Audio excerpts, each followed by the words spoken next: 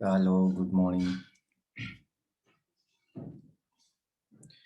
Joel നീ privately direct message അയക്കാന്ന് പറഞ്ഞിട്ട് എല്ലാവർക്കും കൂടി അയച്ചിരിക്കുന്നു കേട്ടോ.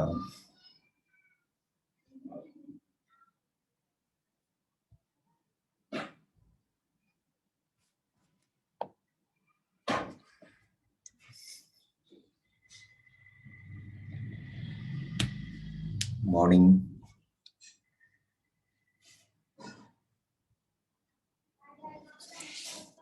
Good morning.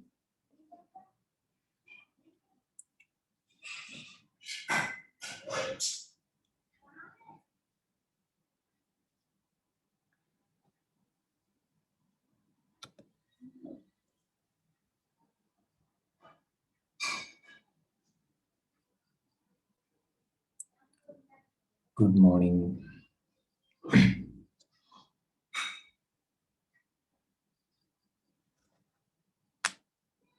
ഇനി ആളുകൾ വരാനുണ്ടല്ലോ, ആരെങ്കിലും അറിയാത്തവരുണ്ടോ? അങ്ങനെ എന്തെങ്കിലും ഉണ്ടെന്നുണ്ടെങ്കിൽ ഗ്രൂപ്പിൽ പറഞ്ഞ് മെല്ലെ തുടങ്ങാം.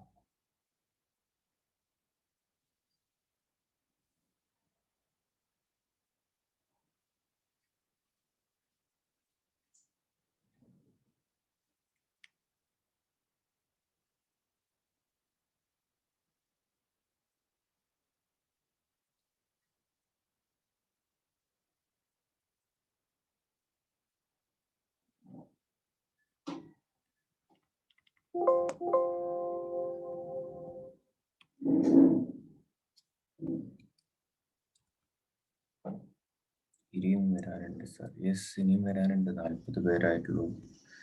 ഒന്ന് ഗ്രൂപ്പിൽ നിങ്ങളുടെ ഫ്രണ്ട്സ് ആരെങ്കിലും ജോയിൻ ചെയ്യാത്തവരുണ്ടോ നോക്ക്, അല്ലെങ്കിൽ ഗ്രൂപ്പിലൊന്ന് ഓർമ്മപ്പെടുത്ത്.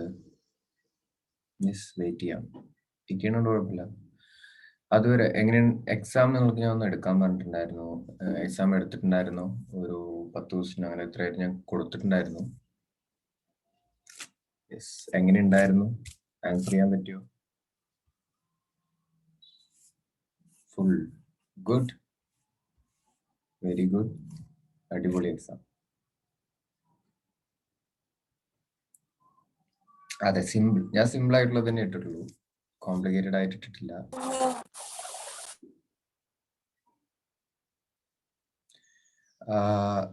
ഇത്ര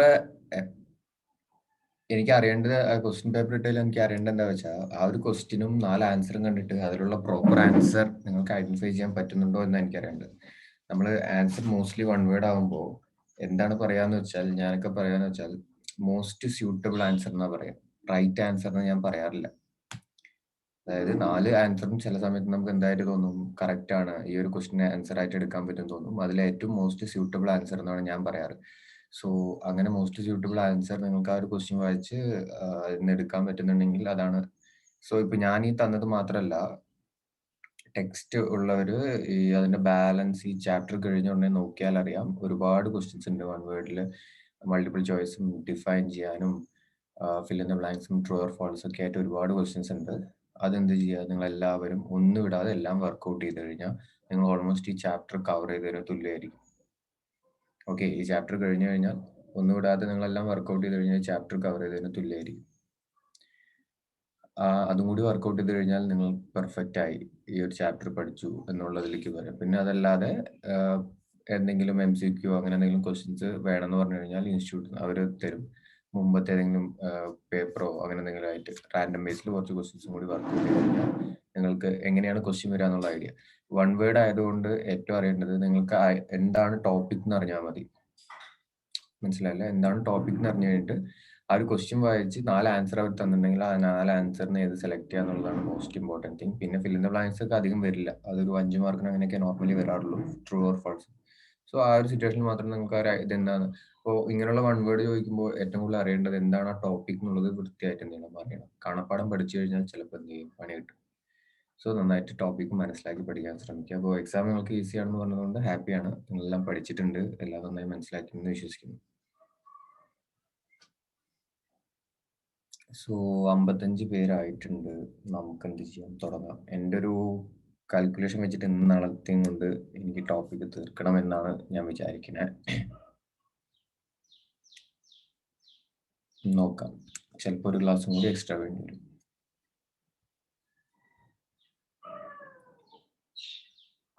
നമുക്കപ്പോൾ ടോപ്പിക്കിലേക്ക് പോവാം. നെക്സ്റ്റ് ടോപ്പിക് നമ്മൾ ഇപ്പോൾ ഡിസ്കസ് ചെയ്തുകൊണ്ടിരിക്കുന്നത് ഏത് മെയിൻ ഹെഡിങ് ആണ്? പെർഫോമൻസ് ഓഫ് കോൺട്രാക്ട് എന്നുള്ള മേജർ ഹെഡിങ് ആണ് നമ്മൾ എന്ത് ചെയ്തിരുന്നത്, ഇപ്പോൾ ഡിസ്കസ് ചെയ്തുകൊണ്ടിരിക്കുന്നത്. അതിൽ എങ്ങനെ പെർഫോം ചെയ്യണം എന്ന് പറഞ്ഞിട്ട് കുറച്ച് പോയിന്റ്സ് നമ്മൾ എന്ത് ചെയ്തു, ആ പെർഫോം ചെയ്യുന്ന പാർട്ടീസിന്റെ എന്തൊക്കെയാണ് ഇതുള്ളത്, എങ്ങനെയാണ് പെർഫോം ചെയ്യാൻ പറ്റുക, എങ്ങനെയാണ് പെർഫോമൻസ് ഓഫർ ചെയ്താൽ അത് റിജക്ട് ചെയ്താലുള്ള സിറ്റുവേഷൻ എന്താണ് എന്നൊക്കെ പറഞ്ഞിട്ട് കുറച്ച് സിറ്റുവേഷൻ പറഞ്ഞിട്ടാണ് നമ്മൾ എന്ത് ചെയ്തത്, നിർത്തിയത്. അതുവരെ എല്ലാവർക്കും ഓർമ്മയുണ്ടാവും വിചാരിക്കുന്നു. ലാസ്റ്റ് നമ്മൾ ക്ലാസ് നിർത്തിയത് അവിടെ വെച്ചിട്ടാണ്. ഇന്ന് അതിന്റെ ബാക്കി ഒരു 2-3 ടോപ്പിക് കൂടി ഉണ്ട്. ആ ഒരു പെർഫോമൻസ് ഓഫ് കോൺട്രാക്ടിന്റെ മേജർ ഹെഡിൽ S31 നമ്മൾ നിർത്തിയത്. ഇപ്പോൾ നെക്സ്റ്റ് ടോപ്പിക് എടുക്കുന്നത് എന്താണ്, 32 എന്റെ ബുക്കിൽ 32 ആണ്. ഡെവല്യൂഷൻ ഓഫ് ജോയിന്റ് ലയബിലിറ്റീസ് എന്നുള്ളതാണ് നെക്സ്റ്റ് ടോപ്പിക്.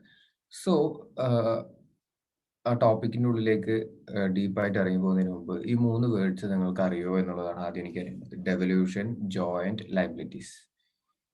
ഈ 3 വേർഡ്സ് കേട്ടിട്ടുണ്ടോ?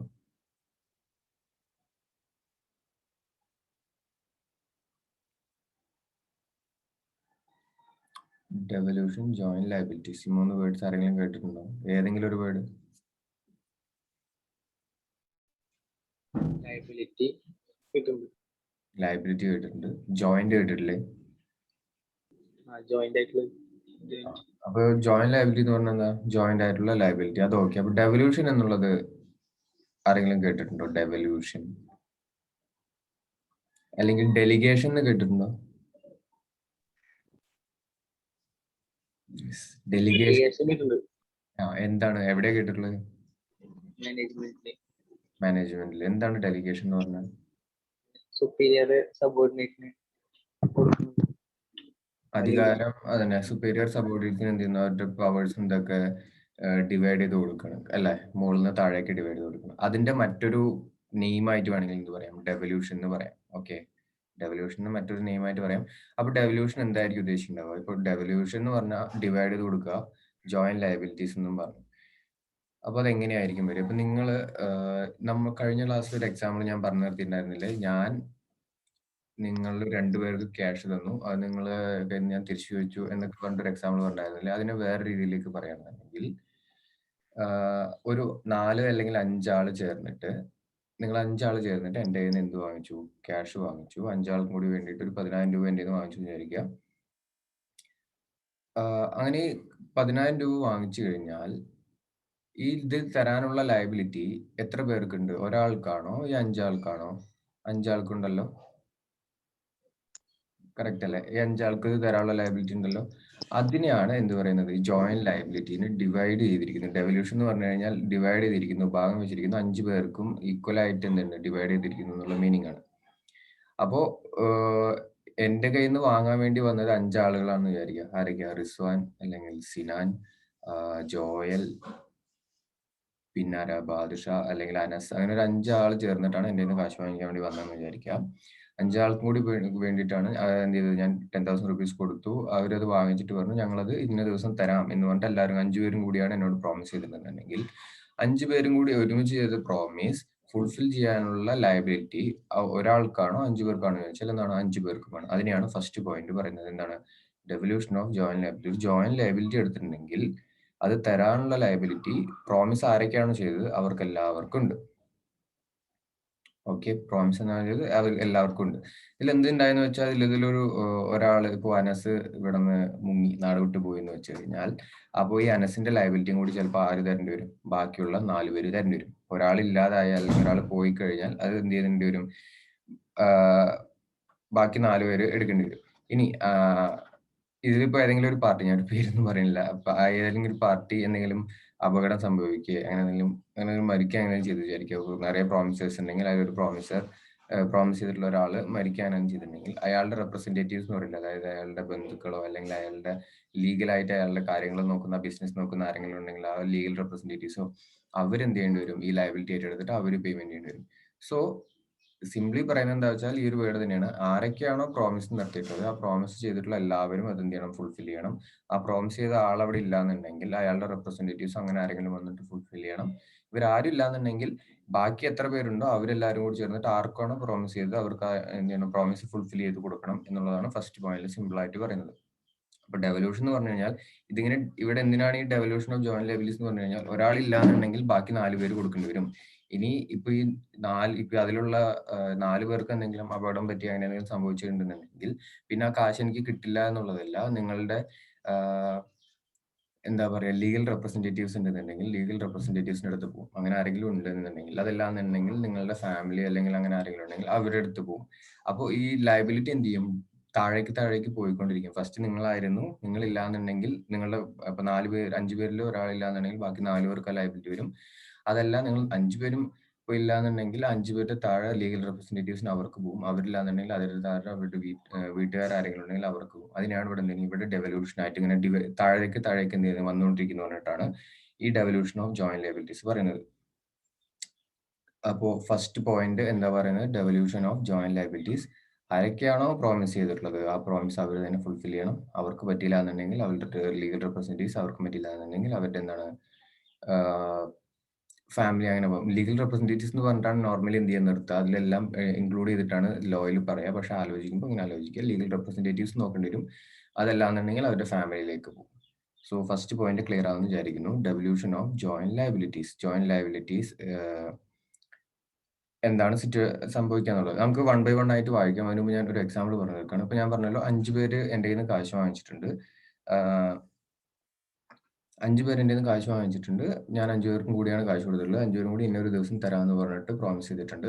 സോ ആ ഒരു ഡേറ്റ് വന്നു കഴിഞ്ഞാൽ എനിക്ക് ഈ 5 പേരിനെയും വിളിച്ചിട്ട് കാശ് താ എന്ന് പറയണോ? അല്ലെങ്കിൽ ആരെങ്കിലും ഒരാളോട് പോയിട്ട് എനിക്ക് എൻ്റെ ക്യാഷ് വേണമെന്ന് പറഞ്ഞാൽ മതിയോ? ഏതാണ് ഞാൻ ചെയ്യേണ്ട കാര്യം എന്താ? ഞാൻ 5 പേരുടെ അടുത്തും പോയിട്ട് പറയണോ എനിക്ക് എൻ്റെ 2,000 രൂപ താ, എനിക്ക് എൻ്റെ 2,000 രൂപ താ അങ്ങനെ പറയണോ? ഇല്ലെങ്കിൽ ഞാൻ ഒരാളുടെ അടുത്ത് പോയിട്ട്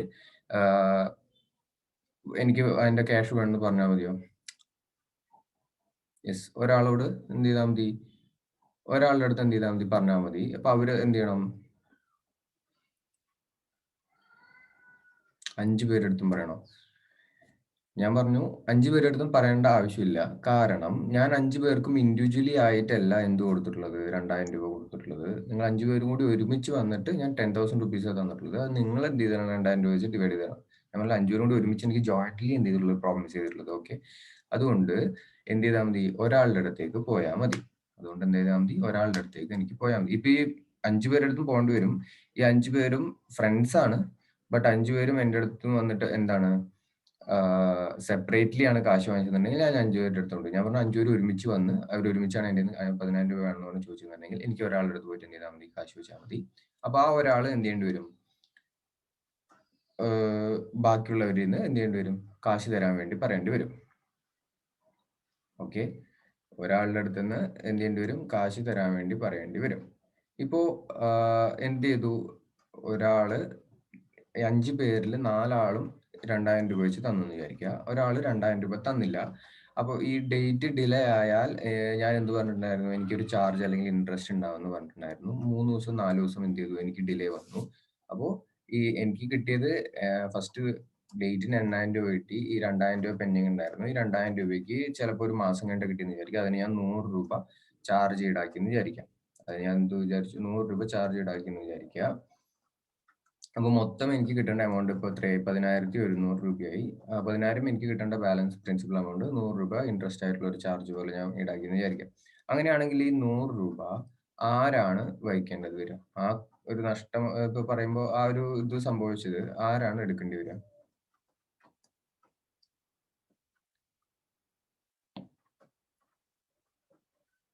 യെസ്, ആരെടുക്കേണ്ടി വരിക? 5 ആളും കൂടി എന്ത് ചെയ്യേണ്ടി വരും, ഡിവൈഡ് ചെയ്യേണ്ടി വരും. ആ നഷ്ടം ആരെടുക്കേണ്ടി വരും? 5 ആളും കൂടി ഡിവൈഡ് ചെയ്യേണ്ടി വരും. അതാണ് അടുത്ത്. അപ്പൊ നമ്മള് അപ്പൊ എന്താ പറഞ്ഞത്, എൻ്റെ 5 പേര് കാശ് വാങ്ങിച്ചു. അപ്പൊ ആ കാശ് തരാനുള്ളത് 5 പേർക്ക് ഈക്വൽ ലയബിലിറ്റി ഉണ്ട്. അവരില്ലാന്നുണ്ടെങ്കിൽ അവരുടെ ലീഗൽ റെപ്രസെന്റേറ്റീവ് അങ്ങനെയുള്ളവർക്ക് പോകും. എനിക്ക് ഈ കാശ് ആരുടെങ്കിലും ഒരാളുടെ അടുത്ത് പോയി ചോദിച്ചാൽ മതി. അപ്പൊ ഒരാൾ എന്ത് ചെയ്യണം, ബാക്കിയുള്ള എല്ലാവരുടെ അടുത്തും പോയിട്ട് നിങ്ങളും എനിക്ക് കാശ് ഇതാ, അയാൾ എൻ്റെ അടുത്ത് ചോദിക്കുന്നുണ്ട്, എല്ലാവരും എൻ്റെ കയ്യിൽ കാശ് ഞാൻ കളക്ട് ചെയ്തിട്ട് കൊടുക്കാമെന്ന് പറയണം. അപ്പൊ ആരെങ്കിലും ഒരാൾ എന്തെങ്കിലും ഒരു ഡിഫോൾട്ട് വരുത്തി എന്ന് വെച്ചാൽ ആരെങ്കിലും ഒരു കറക്റ്റ് ടൈമിന് പേയ്മെന്റ് ചെയ്തില്ല, അതുകൊണ്ട് എന്തെങ്കിലും ഒരു ലോസ് അല്ലെങ്കിൽ എന്തെങ്കിലും ഒരു ചാർജ് അവർക്ക് ഇൻകെയർ ചെയ്തിട്ടുണ്ടെങ്കിൽ അത് അവർ 5 പേരും കൂടി ഈക്വൽ എന്ത് ചെയ്തിട്ട് വരും, ഡിവൈഡ് ചെയ്തെടുക്കേണ്ടി വരും. ഇനി ഞാൻ പറയാണ്, എനിക്ക് എന്താ പറയാ, അനസിനോട് ഒരു സ്പെഷ്യൽ ഒരു സോഫ്റ്റ് കോർണർ ഉണ്ട്. ഞാൻ പറയാണ്, അനസ് നിന്റെ ഞാൻ കാശ് ചോദിക്കില്ല, നീ എനിക്ക് കാശ് തരണ്ടെന്ന് പറഞ്ഞിട്ട് അനസിന്റെ ഞാൻ കാശ് തരണ്ടെന്ന് പറഞ്ഞു. പക്ഷേ ഞാൻ എനിക്ക് 8,000 രൂപ മതി എന്ന് പറയുന്നില്ല, ഞാൻ അനസിന്റെ നിന്ന് കാശ് ചോദിക്കില്ല എന്നാണ് ഞാൻ പറഞ്ഞിട്ടുള്ളൂ. എനിക്ക് 10,000 രൂപ തന്നെ കിട്ടണം. ഞാൻ പറഞ്ഞു, ഞാൻ ഇനി 4 പേരോട് ചോദിക്കുള്ളൂ, അനസിന്റെ ചോദിക്കില്ല, നീ പൊക്കോ എന്ന് പറഞ്ഞു. ഞാൻ അനസിനെ ഞാൻ എന്തായിട്ട് കണക്കാക്കുന്നില്ല, എൻ്റെ നിന്ന് കാശ് കടം വാങ്ങിയ ഒരാളായിട്ട് ഞാൻ കണക്കാക്കുന്നില്ല എന്ന് വിചാരിക്കുക. പക്ഷെ എനിക്ക് കിട്ടേണ്ട എമൗണ്ട് ഞാൻ ബാക്കി 4 പേരിൽ നിന്ന് എത്ര ചോദിക്കുക, 10,000 ചോദിച്ചു എന്ന് വെച്ചാൽ ഞാൻ ഇനി ആരുടെ അടുത്തും ചോദിക്കില്ല, അനസിന്റെ അടുത്തും കാശ് ചോദിക്കില്ല. പക്ഷെ നിങ്ങൾ ബാക്കിയുള്ള 4 പേരുടെ ഒരു വ്യൂ പോയിന്റ് നിന്ന് അനസ് ഫ്രീ ആയോ? ഈ ലയബിലിറ്റിയിൽ നിന്നും അനസ് ഫ്രീ ആയോ? നിങ്ങൾ ഫ്രീ ആക്കോ? ഇല്ല. അനസ് ആരുടെ വ്യൂ പോയിന്റ് നിന്ന് ഞാൻ ഫ്രീ ആക്കിയത്, ഞാൻ ഇനി പോയി കാശ് ചോദിക്കില്ല എന്ന് പറഞ്ഞിട്ടുള്ളൂ എന്ന് വെച്ചിട്ട് അവരുടെ അടുത്ത് നിന്ന് അനസ് ഇല്ല ആക്കൂല. അനസിനെ ഫ്രീ ആക്കോ? നിങ്ങൾ ഫ്രീ ആക്കില്ലല്ലോ, ഇല്ല. അതാണ് അടുത്തൊരു പോയിന്റ്. ഓക്കെ, അതാണ് അടുത്തൊരു പോയിന്റ്. അപ്പൊ എന്താ അവിടെ ഉദ്ദേശിക്കുന്നത്, ഞാൻ ഒരാളിനെ ഫ്രീ എന്താ പറയുക, ഒരു ലയബിലിറ്റിയിൽ നിന്നും ഒരാളിനെ ഒഴിവാക്കി എന്ന് വെച്ചിട്ട് നിങ്ങൾ പ്രോമിസീസിന്റെ ഇടയിൽ എന്ത് ചെയ്യില്ല, ഫ്രീ ആക്കില്ല. അതെ, അനസ് കൊടുക്കണ്ട. അത് തന്നെയാണ് അതിന്റെ ലോജിക്. നിങ്ങൾ കളിയായിട്ട് പറഞ്ഞാലും അത് തന്നെയാണ് അതിന്റെ ലോജിക്. അപ്പോ നമ്മളിപ്പോ ഇത്രയും നേരം ഇതിൽ ഒരു 5 പോയിന്റ് ആണ് എന്ത് ചെയ്തിട്ടുള്ളത്, ഫസ്റ്റത്തെ 5 പോയിന്റ്സ് ആണ് ഇപ്പൊ എന്ത് ചെയ്ത് ഇങ്ങനെ ഒരു എക്സാമ്പിൾ ആയിട്ട് ഡിസ്കസ് ചെയ്തിട്ടുള്ളത്. നിങ്ങൾ സ്വയം വായിക്കുക. ഞാൻ അതിന് വേണ്ടിയിട്ടാണ് ഇങ്ങനെ എക്സാമ്പിൾ പറഞ്ഞത്. നിങ്ങൾ ആ എക്സാമ്പിളിൽ നിന്ന് സ്വയമായിട്ട് തന്നെ ഈ ഒരു പോയിന്റ്സ് വായിച്ച് അണ്ടർസ്റ്റാൻഡ് ചെയ്യാൻ പറ്റുന്നുണ്ടോ എന്നൊന്ന് നോക്കിയേ പെട്ടെന്ന്. ആദ്യത്തെ 5 പോയിന്റും വായിച്ചു നോക്കിക്കോ. 5 പോയിന്റും മനസ്സിലാവുന്നുണ്ടെന്ന് പറയാ. ഇല്ലാന്നുണ്ടെങ്കിൽ നമുക്ക് എന്ത് ചെയ്യാം, ഡിസ്കസ് ചെയ്യാം. ഇല്ലാന്നുണ്ടെങ്കിൽ ഞാൻ ഡിസ്കസ് ചെയ്യാതെ പോകാന്നുള്ള ഒരു ഐഡിയ ആണ്. നിങ്ങൾ ആദ്യം വായിച്ചു നോക്കുക. ഇല്ലാന്നുണ്ടെങ്കിൽ ഏത് പോയിന്റ് ഡൗട്ട് അത് മാത്രം ഡിസ്കസ് ചെയ്തിട്ട് പോവാം.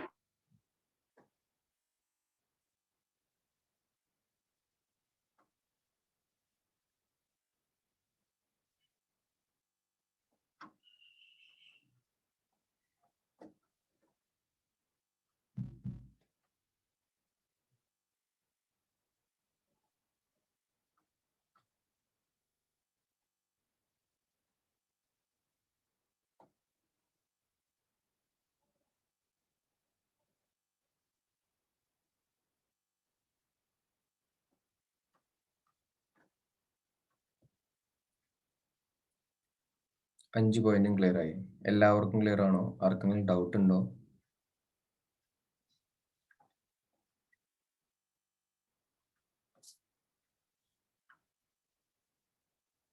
ഡൗട്ട് ഉണ്ട് എന്നുണ്ടെങ്കിൽ ചോദിച്ചോളൂ. ഏത് പോയിന്റ് ഞാൻ ചോദിച്ചോ, ഞാൻ അത് എക്സ്പ്ലെയിൻ ചെയ്യാം. പക്ഷെ അത്ര കോംപ്ലിക്കേറ്റഡ് അല്ല എന്ന് വിചാരിച്ചതുകൊണ്ടാണ് ഞാൻ നിങ്ങളോട് കൊണ്ട് തന്നെ വായിപ്പിച്ച് ക്ലിയർ ആക്കിയത്. ഓക്കെ, മൂന്നാമത്തെ പോയിന്റ് എന്താ? 1 2 3 ഫസ്റ്റ് ഒന്നുകൂടി പറയൂ. ഓക്കെ, ഫസ്റ്റ് വൺ എന്താണ്? ഡെവല്യൂഷൻ ഓഫ് ജോയിന്റ് ലയബിലിറ്റീസ് എന്ന് വെച്ച് കഴിഞ്ഞാൽ ആരൊക്കെയാണോ ജോയിന്റ് പ്രോമിസ് നടത്തിയിട്ടുള്ളത് അവരെല്ലാവരും ഒരുമിച്ച് തന്നെ ഫുൾഫിൽ ചെയ്യണം. അപ്പൊ ഈ ഡെവല്യൂഷൻ സംഭവിക്കാന്ന് പറഞ്ഞാൽ നിങ്ങൾ പറഞ്ഞല്ലോ മുകളിൽ നിന്നും താഴേക്ക് പോവുക എന്നുള്ളതാണ്. മുകളിൽ നിന്നും താഴേക്ക് പോവുക എന്നുള്ളതാണ്. ഇപ്പൊ എല്ലാം പറയണല്ലോ. ഞാനപ്പോൾ എല്ലാം ഒന്നുകൂടി എക്സ്പ്ലെയിൻ ചെയ്യാം, അതായിരിക്കും പറ്റും. ഡെവല്യൂഷൻ ഓഫ് ജോയിന്റ് ലയബിലിറ്റീസ് എന്ന് പറഞ്ഞാൽ എന്താണ്? ഡെവല്യൂഷൻ എന്നുള്ള വേർഡിന് പിന്നെ നിങ്ങൾ എന്താ പറയുക? ഡെലിഗേഷൻ എന്ന് പറഞ്ഞ പോലെ മുകളിൽ നിന്നും താഴേക്ക് പോകുന്നതാണ്.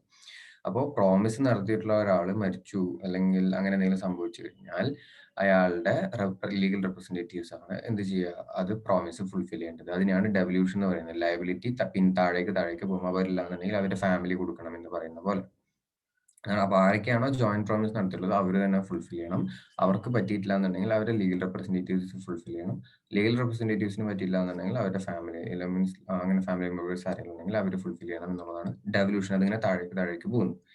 ഇപ്പൊ ഞാൻ ഒരു പ്രോമിസ് വെച്ചു, എന്നെ കൊണ്ട് എനിക്ക് എന്തെങ്കിലും മെന്റലി ഞാൻ സ്റ്റേബിൾ ആയി അല്ലെങ്കിൽ ഞാൻ മരിച്ചു പോയെന്നുണ്ടെങ്കിൽ എന്റെ ലീഗൽ റെപ്രസെന്റേറ്റീവ്സ് എന്ന് പറഞ്ഞിട്ട് ആരെങ്കിലും ഉണ്ടെങ്കിൽ, അതായത് ഞാൻ വക്കീൽ അങ്ങനെ ആരെങ്കിലും എന്റെ കാര്യങ്ങൾ നോക്കാൻ അപ്പോയിന്റ് ചെയ്ത് മുന്നേ വെച്ചിട്ടുണ്ടെങ്കിൽ അവർ ഫുൾഫിൽ ചെയ്യണം. എന്റെ കോൺട്രാക്ട് എന്തൊക്കെ ക്ലോസ് ചെയ്യണം. അങ്ങനെ ആരില്ല എന്നുണ്ടെങ്കിൽ എന്റെ ഫാമിലി മെമ്പേഴ്സിൽ ഞാൻ ആരെങ്കിലും നോമിനി അങ്ങനെ ആരെങ്കിലും വെച്ചിട്ടുണ്ടെങ്കിൽ അവരെന്ത് ചെയ്യേണ്ടി വരും? അത് ഫുൾഫിൽ ചെയ്യേണ്ടി വരും. അതാണ് അത് ഉദ്ദേശിക്കുന്നത്. സെക്കൻഡ് പോയിന്റ് എന്താ? Any one of the joint promisors may be compel to perform. അപ്പൊ ഈ 5 പേരുണ്ടെങ്കിൽ അതിൽ ആരുടെങ്കിലും ഒരാളുടെ അടുത്ത് പോയിട്ട് എനിക്ക് ചോദിക്കാമെന്ന് ഞാൻ പറഞ്ഞിട്ടല്ലോ. ഒന്നോ രണ്ടാളുടെ അടുത്ത് പോയിട്ട് എനിക്ക് ചോദിക്കാമെന്നുള്ളതാണ് സെക്കൻഡ് പോയിന്റ്. ഏതെങ്കിലും ഒരു ജോയിന്റ് പ്രോമിസറിനെ എനിക്ക് കമ്പൽ ചെയ്യാം, നിർബന്ധിക്കാം, പെർഫോം ചെയ്യുമെന്ന് പറഞ്ഞിട്ട്, കാശ് തരാൻ പറഞ്ഞിട്ട് ഞാൻ നിർബന്ധിക്കാന്ന് പറഞ്ഞ പോലെ.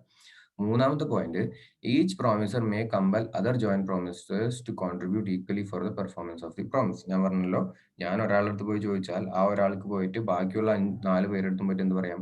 ഈക്വലി നിങ്ങൾ എല്ലാവരും കോൺട്രിബ്യൂഷൻ തരാനുള്ളത് ഞാനിത് മൊത്തം വാങ്ങിയിട്ട് കളക്ട് ചെയ്തിട്ട് കൊടുത്തോളാം എന്ന് പറഞ്ഞിട്ട് പറയാമെന്ന് പറഞ്ഞു. അതാണ് തേർഡ് പോയിന്റ്. ഈക്വലി എന്ത് ചെയ്യണം? കോൺട്രിബ്യൂട്ട് ചെയ്യാൻ വേണ്ടിയിട്ട് മറ്റുള്ളവരെ കമ്പൽ ചെയ്യണം. Fourth point, the loss caused by default of any one of joint promises must be shared by all joint promises. ഞാൻ ഈ ലോസ് എന്ന് പറഞ്ഞാൽ ഇവിടെ ഉദ്ദേശിക്കുന്നത് അതിൽ ഇപ്പോൾ 10,000 കൊടുക്കുന്നതിന് പകരം ഇവർക്ക് 10,100 10,100 രൂപ കൊടുക്കേണ്ടി വന്നിട്ടുണ്ടെങ്കിൽ ആ 100 റുപ്പീസ് അവർക്ക് എന്താണ്? ലോസ് ആണ്.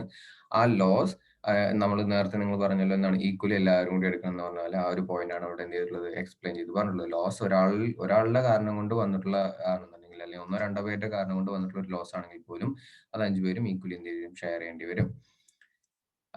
നെക്സ്റ്റ് പോയിന്റ് എന്താ പറഞ്ഞത്? The effect of release of one joint promisor. ഞാൻ പറഞ്ഞില്ലേ, ഞാൻ ഒരു പ്രോമിസറിനെ ഞാൻ റിലീസ് ചെയ്താലുള്ള ഇതെന്താന്നുള്ളത്. ഞാൻ എന്ത് ചെയ്തു? അനസിനെ എന്റെ ലയബിലിറ്റിയിൽ നിന്നും ഞാൻ റിലീസ് ചെയ്തു.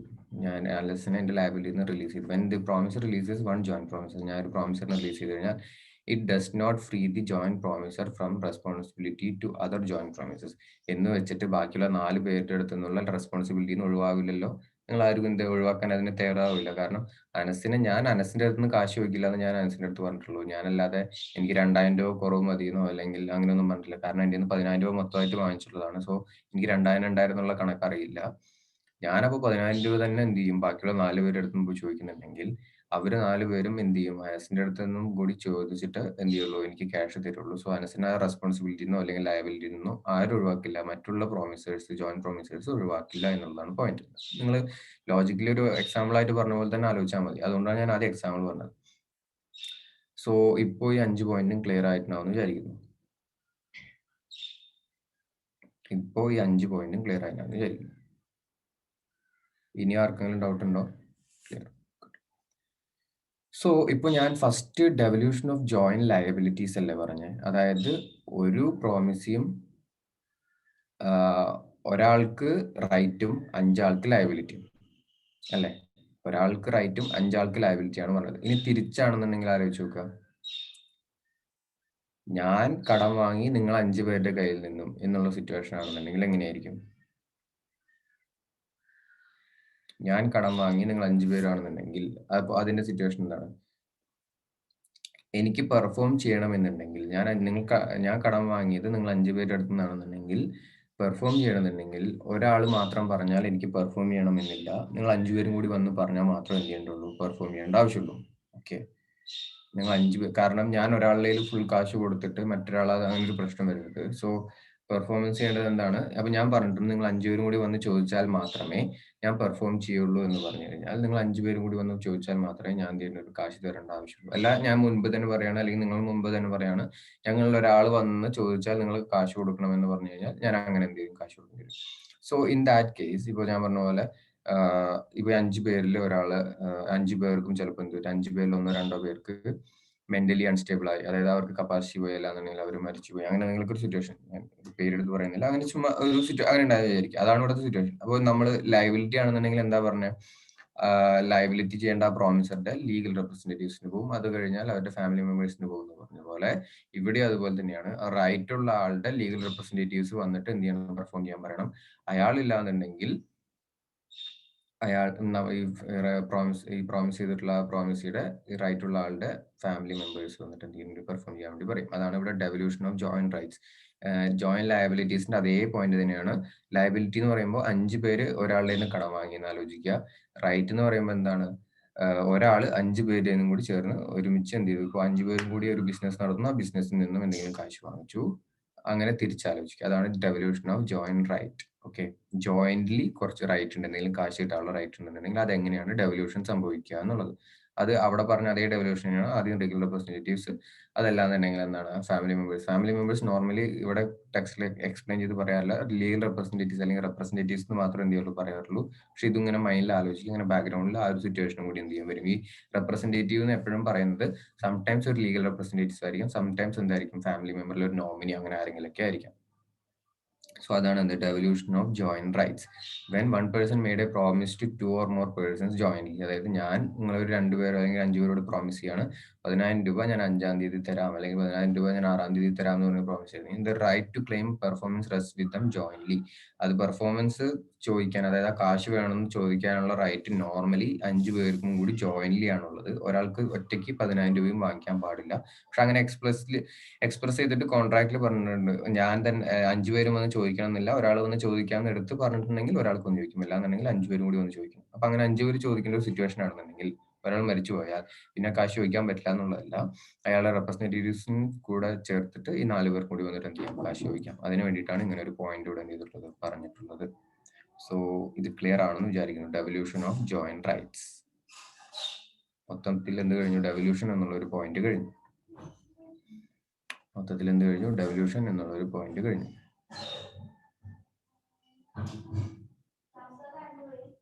ആ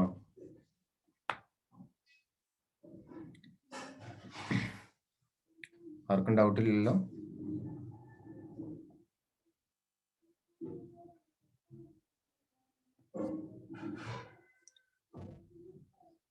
ആർക്കും ഡൗട്ട് ഇല്ലല്ലോ? അങ്ങനെയാണെങ്കിൽ ഞാൻ അടുത്ത പോയിന്റിലേക്ക് പൊക്കോട്ടെ. Yes, okay.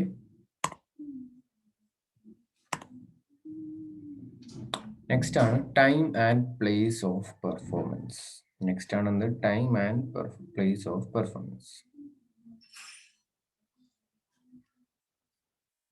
ഇതിന് നമ്മൾ നമ്മൾ മുമ്പ് പറഞ്ഞൊരു എക്സാമ്പിളിലേക്ക് തിരിച്ചു പോവായിരിക്കും ഏറ്റവും ബെറ്റർ.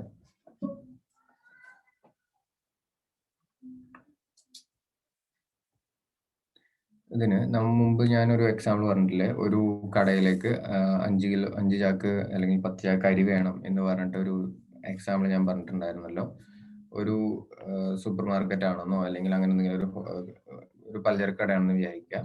അവിടേക്ക് ഒരു ഹോൾസെയിൽ ആയിട്ടുള്ള ഒരാളുടെ അടുത്ത് പോയിട്ട് എന്ത് ചെയ്തിട്ടുണ്ട്, ഒരു 10 ചാക്ക് അരി അല്ലെങ്കിൽ 10 ചാക്ക് അരിയും ഒരു 2 ചാക്ക് പഞ്ചസാരയും വേണം, അങ്ങനെ എന്തെങ്കിലും പറഞ്ഞ് ഒരു ഓർഡർ കൊടുത്തിട്ടുണ്ടെന്ന് വിചാരിക്കാം. അങ്ങനെ ഇന്ന് തിങ്കളാഴ്ച കാലത്ത് അല്ലെങ്കിൽ ഇന്ന് കാലത്ത് ഓർഡർ കൊടുത്തു. ഇന്ന് കാലത്ത് എന്ത് ചെയ്തു, ഓർഡർ കൊടുത്തു. അവരുടെ വണ്ടി പോകുന്നത് എല്ലാ ദിവസവും മോർണിംഗിൽ പോകുന്നുണ്ടെന്ന് വിചാരിക്കുക. നമ്മൾ എന്താ ഒരു എക്സാമ്പിൾ പറഞ്ഞില്ലേ, കാലത്ത് നേരത്തെ ഇറക്കി വെക്കുന്നു എന്നൊക്കെ പറഞ്ഞിട്ട്, അങ്ങനെ ഒരു മോർണിംഗിൽ പോകുന്നുണ്ടെന്ന് വിചാരിക്കാം. ഈ ഓർഡർ കൊടുത്തിട്ടുള്ളത് ആരാ കൊടുത്തത്? ജോയലാണ് കടയുടെ ഓണർ, അനസ് ആണ് ഈ ഹോൾസെയിലർ എന്ന് വിചാരിക്കുക. ജോയൽ ഹോൾസെയിലറിന്റെ അടുത്ത് പോയിട്ട് വിളിച്ചു പറഞ്ഞിട്ടുണ്ട്, 10 കിലോ ഏതെങ്കിലും ഒരു അരി വേണം, 10 കിലോ 10 ചാക്ക് ഏതെങ്കിലും ഒരു അരി വേണം, 2 ചാക്ക് പഞ്ചസാരയും എനിക്ക് ഒരു 2 ദിവസത്തിനുള്ളിൽ വേണം. അങ്ങനെ എന്തെങ്കിലുമൊക്കെ പറഞ്ഞിട്ട് പെട്ടെന്ന് വേണമെന്നാ പറഞ്ഞത്. അപ്പൊ അങ്ങനെ പറഞ്ഞിട്ടുണ്ട്. അങ്ങനെ ഒരു ഓർഡർ ചെയ്തിട്ടുണ്ട്. അപ്പൊ കറക്റ്റ് ഇത്ര എന്താ പറയാ പെട്ടെന്നെന്ന് പറഞ്ഞ ഒരു ടൈമോ അങ്ങനെ എന്തെങ്കിലും എന്ത് ചെയ്തിട്ടില്ല, സ്പെസിഫൈ ചെയ്തിട്ടില്ല. അപ്പൊ ഈ അനസിന്റെ വണ്ടിയാണെന്നുണ്ടെങ്കിൽ എല്ലാ ദിവസവും എന്ത് ചെയ്യുന്നുണ്ട്, ഈ റൂട്ടിലൂടെ കാലത്ത് പോകുന്നുണ്ട്. ഇപ്പൊ ഈ പോകുന്ന ടൈം ഈ പറഞ്ഞ പോലെ കാലത്തൊരു 4 മണിക്കോ 3 മണിക്കോ ആണ് ഈ പോകുന്നതെന്ന് വിചാരിക്കുക. അപ്പൊ കടയൊന്നും തുറന്നിട്ടുണ്ടാവില്ല. അങ്ങനെയാണെങ്കിൽ ഒന്നും ചോദിക്കുകയൊന്നും പറയുകയൊന്നും ചെയ്യാതെ അനസ് രാവിലെ തന്നെ ഒരു 4 മണിക്ക് പോകുമ്പോ പെട്ടെന്ന് വേണമെന്നല്ലേ പറഞ്ഞതെന്ന് പറഞ്ഞിട്ട് കടയുടെ ഫ്രണ്ടില് ഈ 10 കിലോ ചാക്കും 10, 12 ചാക്ക് അവിടെ ഇറക്കി വെച്ചിട്ട് അനസ് പോയാൽ അത് ചെയ്യുന്നത് ശരിയാണോ? അനസ് പെർഫോം ചെയ്യാനുള്ള ആളുടെ ഭാഗത്തുനിന്നുള്ള കാര്യം പെർഫോം ചെയ്തു. പക്ഷെ ആ പെർഫോമൻസ് കറക്റ്റ് ആണോ?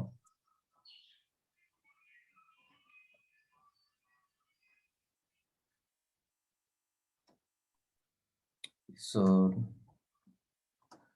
റോങ് അല്ലേ? എന്താണ്? ഇല്ല. ഇൻഫോം ആക്കിയിട്ടില്ല. ഒന്നും ചെയ്തിട്ടില്ല. ഇറക്കി വെച്ച് കഴിഞ്ഞിട്ട് പറഞ്ഞു ഞാനിവിടെ കടയുടെ മുന്നിൽ ഇറക്കി വെച്ചിട്ടുണ്ടെന്ന് പറഞ്ഞു. ആ നേരത്ത് പറ്റില്ല എന്ന് പറഞ്ഞു. പക്ഷെ ഈ പറഞ്ഞോ ഇല്ലയോ ആള് എന്നുള്ളത് രണ്ടാമത്തെ കാര്യം. ഒരു പുലർച്ചെ ഒരു 3 മണി 4 മണി എന്നുള്ള ഒരു ടൈമില് നമുക്കൊരു സാധനം കൊണ്ടുവന്ന് തരുന്നത് നിങ്ങൾക്ക് കറക്റ്റ് ആണോ അല്ലയോ എന്നുള്ളതാണ്. അത് ഒരിക്കലും എന്തല്ല കറക്റ്റ് അല്ലല്ലോ. സോ അപ്പോ ഇതിന്റെ ഒരു കാരണം പെട്ടെന്ന് വേണമെന്നാണ് പറഞ്ഞിട്ടുള്ളത് എന്നുള്ളത് പറഞ്ഞിട്ടാണ് ഈ കൊണ്ടുവന്ന് വെച്ചതെന്ന് വിചാരിക്കുക. രണ്ടാമത്തേത് പറയാണ്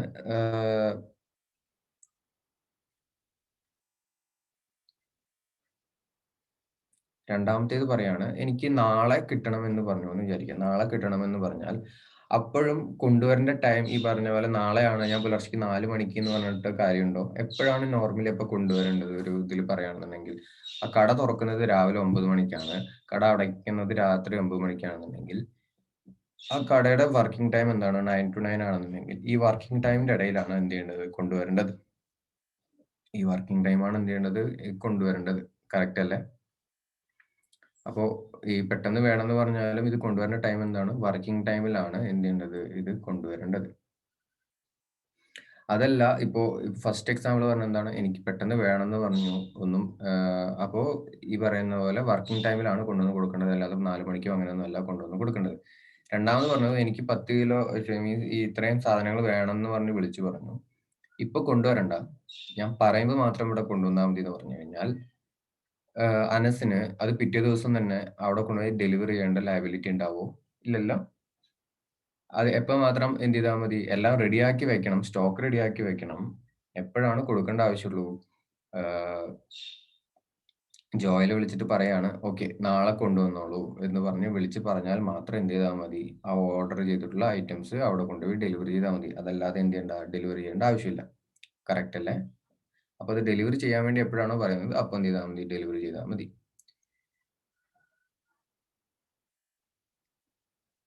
ക്ലിയർ ആയല്ലോ? ഇനി പറയാണ് ഇത് എനിക്ക് ഡെലിവറി ചെയ്തിട്ട് എനിക്ക് കൊണ്ടുവരേണ്ടത് എനിക്ക് പ്ലാസ്റ്റിക് ചാക്കില് എന്താ പറയാ ഈ ഒരു ഇതിൽ കൊണ്ടുവന്നിട്ട് ഞങ്ങളുടെ വെയർ ഹൗസിലാണ് കൊണ്ടുപോയി തട്ടേണ്ടത് അങ്ങനെ എന്തെങ്കിലും പറഞ്ഞിട്ട് എന്താണ് ചെയ്യേണ്ടത്? അല്ലെങ്കിൽ മറ്റേ എന്താ പറയാ നൂൽ ചാക്കില്ല ആ ഒരു ചാക്ക് അങ്ങനത്തെ ചാക്ക് വരരുത്, പ്ലാസ്റ്റിക് ചാക്കിൽ വേണം. ഇത് കുറച്ച് ദൂരേക്ക് പോകാനുള്ളതാണ്, നനഞ്ഞാലൊക്കെ പ്രശ്നമാവും എന്നൊക്കെ പറഞ്ഞിട്ടുണ്ടെന്നുണ്ടെങ്കിൽ അങ്ങനെയാണെന്നുണ്ടെങ്കിൽ എങ്ങനത്തെ ഒരു ഇതിൽ തന്നെ ഡെലിവറി ചെയ്യണം? ഈ പറഞ്ഞ പോലെ പ്ലാസ്റ്റിക് ചാക്കിൽ തന്നെ കൊണ്ടുവന്നിട്ട് വെയർ ഹൗസിലാണ് കൊണ്ടുപോയി തട്ടേണ്ടത്, അല്ലാതെ ഞങ്ങളുടെ കടയിൽ കൊണ്ടുവന്ന് തരണ്ട എന്നൊക്കെ ഓർഡർ ചെയ്യുമ്പോൾ തന്നെ പറഞ്ഞിട്ടുണ്ടെങ്കിൽ ആ സ്ഥലത്ത് തന്നെ കൊണ്ടുപോയിട്ട് എന്ത് ചെയ്യണം? പെർഫോം ചെയ്യണം. സോ ഇതിപ്പോ ഇത്രയും ഞാൻ റാൻഡം ആയിട്ട് പറഞ്ഞത് ഇപ്പൊ ഒരു സാധനം നമ്മളൊരു പ്രോമിസ് വെച്ചു, എന്താ പറയാ ഒരു പ്രോമിസ് ചെയ്തു എന്തെങ്കിലും തരാം അല്ലെങ്കിൽ എന്തെങ്കിലും കൊടുക്കാമെന്ന് പറഞ്ഞിട്ട് അങ്ങോട്ടും ഇങ്ങോട്ടും എന്ത് ചെയ്തു? പ്രോമിസ് ചെയ്തു. അതായത് ഇപ്പൊ ഇവിടെ അങ്ങോട്ടും ഇങ്ങോട്ടുള്ള പ്രോമിസ് എന്താണ്? കടക്കാരൻ സാധനം വേണമെന്ന് പറഞ്ഞു. അപ്പോ ആ സാധനത്തിനുള്ള ഇക്വലന്റ് പ്രൈസ് തരാമെന്ന് പറയുന്നു. അപ്പൊ മറ്റേ ഹോൾസെയിലർ ആയിട്ടുള്ള അനസ് എന്താ പറയുന്നത്? ഞാൻ ഈ സാധനം കൊണ്ടുവന്ന് തരാം, എനിക്ക് അതിനുള്ള കാശ് തന്നാൽ മതി എന്ന് പറഞ്ഞു. ഞാൻ കാശ് തരാമെന്നുള്ളത് പ്രോമിസ് കടക്കാരൻ പറയുന്നു, ഈ സാധനം തരാമെന്നുള്ള പ്രോമിസ് ആര് പറയുന്നു? ഈ ഹോൾസെയിലർ ഡീലറും പറയുന്നു. സോ അങ്ങനെ പറയുമ്പോൾ ഇത് എപ്പോ കൊണ്ടുവരണം? അതാണ് ഇതിന്റെ heading, time and place of performance. ഏത് ടൈമിൽ കൊണ്ടുവരണം, ഏത് സ്ഥലത്ത് കൊണ്ടുവരണം എന്നുള്ളതാണ് ഇതിന്റെ പെർഫോം ചെയ്യുമ്പോൾ സൂക്ഷിക്കേണ്ട ഒരു കാര്യം. ഇത് ബേസിക്കലി നമ്മളെല്ലാവരും ഫോളോ ചെയ്യുന്ന ഒരു കാര്യമാണ്. പക്ഷെ അത് ഇങ്ങനെയാണ് ഫോളോ ചെയ്യേണ്ടതെന്നുള്ളതിന് എന്തുണ്ട്, ഒരു റൂൾ ഉണ്ട്. അപ്പോൾ വേറെ എവിടെയെങ്കിലും സ്ഥലത്ത് കൊണ്ട് കൊടുത്തു കഴിഞ്ഞാൽ, അല്ലെങ്കിൽ വേറെ ഏതെങ്കിലും സമയത്ത് കൊണ്ടുവന്ന് നമുക്ക് തന്നിട്ട് ഡെലിവറി ചെയ്തെന്ന് പറഞ്ഞു കഴിഞ്ഞാൽ നമ്മൾ എന്ത് ചെയ്യേണ്ട ആവശ്യമില്ല, അക്സെപ്റ്റ് ചെയ്യേണ്ട ആവശ്യമില്ല. അതിനാണ് ഉദ്ദേശിക്കുന്നത്. അപ്പോൾ ഫസ്റ്റ് നമുക്ക് വൺ ബൈ വൺ പോയിന്റ് ആയിട്ട് പോകാം. Where no application is to be made and no time specified. അതായത് ഒരു അപ്ലിക്കേഷൻ ഒന്നും വെക്കേണ്ട ആവശ്യമില്ല, ഒരു ടൈമിംഗ് സ്പെസിഫൈ ചെയ്തിട്ടില്ല. എന്ന് വെച്ചാൽ വിളിച്ച് പറഞ്ഞിട്ട് പറയാണ് എത്രയും വേഗം കൊണ്ടുപോയോ എന്ന് മാത്രമേ ഫസ്റ്റ് നമ്മൾ എക്സാമ്പിൾ പറഞ്ഞില്ലേ, പെട്ടെന്ന് എനിക്ക് വേണം, അർജന്റ് ആണെന്നാ പറഞ്ഞിട്ടുള്ളൂ. അപ്പോൾ ഇത് കൊണ്ടുവരണം എന്ന് സെപ്പറേറ്റ്ലി പറയേണ്ട ആവശ്യമില്ല. ഈ ഓർഡർ ചെയ്തപ്പോൾ തന്നെ എന്താണ്, ഇത് അപ്ലിക്കേഷൻ ചെയ്ത പോലെയാണ്. ഇവിടെ ഈ അപ്ലിക്കേഷൻ എന്നുള്ളത് നമ്മൾ ഫസ്റ്റ് തന്നെ പറഞ്ഞിരുന്നില്ല, പെർഫോമൻസ് എന്ത് ചെയ്യണം, അപ്ലൈ ചെയ്യണം എന്ന് പറഞ്ഞ പോലെ പെർഫോം ചെയ്യേ, അത് കൊണ്ടുപോവാ എന്ന് പറയേണ്ട ഒരു ആവശ്യം സെപ്പറേറ്റ് ആയിട്ട് പറയേണ്ട സിറ്റുവേഷൻ ഉണ്ടോ എന്നുള്ളതാണ്. ഇവിടെ അങ്ങനെ സെപ്പറേറ്റ് ആയിട്ട് ഒരു അപ്ലിക്കേഷൻ ചെയ്യേണ്ട ആവശ്യമില്ല. കാരണം ഓർഡർ ചെയ്യുമ്പോൾ തന്നെ എന്താ പറഞ്ഞത്, ഇത് എത്രയും പെട്ടെന്ന് എത്തുമെന്ന് പറഞ്ഞാൽ എത്രയും പെട്ടെന്ന് അപ്പൊ തന്നെ ഈ ഓർഡർ ചെയ്യുമ്പോൾ തന്നെ പറഞ്ഞു ഇത് ഇന്ന ദിവസം അങ്ങനെ ഒരു സ്പെഷ്യലി അപ്ലൈ ചെയ്യേണ്ട ആവശ്യമൊന്നുമില്ല, അപ്പൊ തന്നെ എന്ത് ചെയ്യുന്നുണ്ട്, കൊണ്ടുപോയോ എന്ന് പറയണം. പക്ഷെ എന്ത് പറഞ്ഞിട്ടില്ല, ടൈം ഒന്നും എന്ത് ചെയ്തിട്ടില്ല, സ്പെസിഫൈ ചെയ്തിട്ടില്ല. കാരണം പെട്ടെന്ന് വേണമെന്നാണ് പറഞ്ഞത്. അപ്പോൾ എങ്ങനെയാണ് time for performance is reasonable time, perform ചെയ്യേണ്ട ടൈം എന്താണ്, റീസണബിൾ ടൈം എന്നാണ് ഇവിടെ പറയുന്നത്.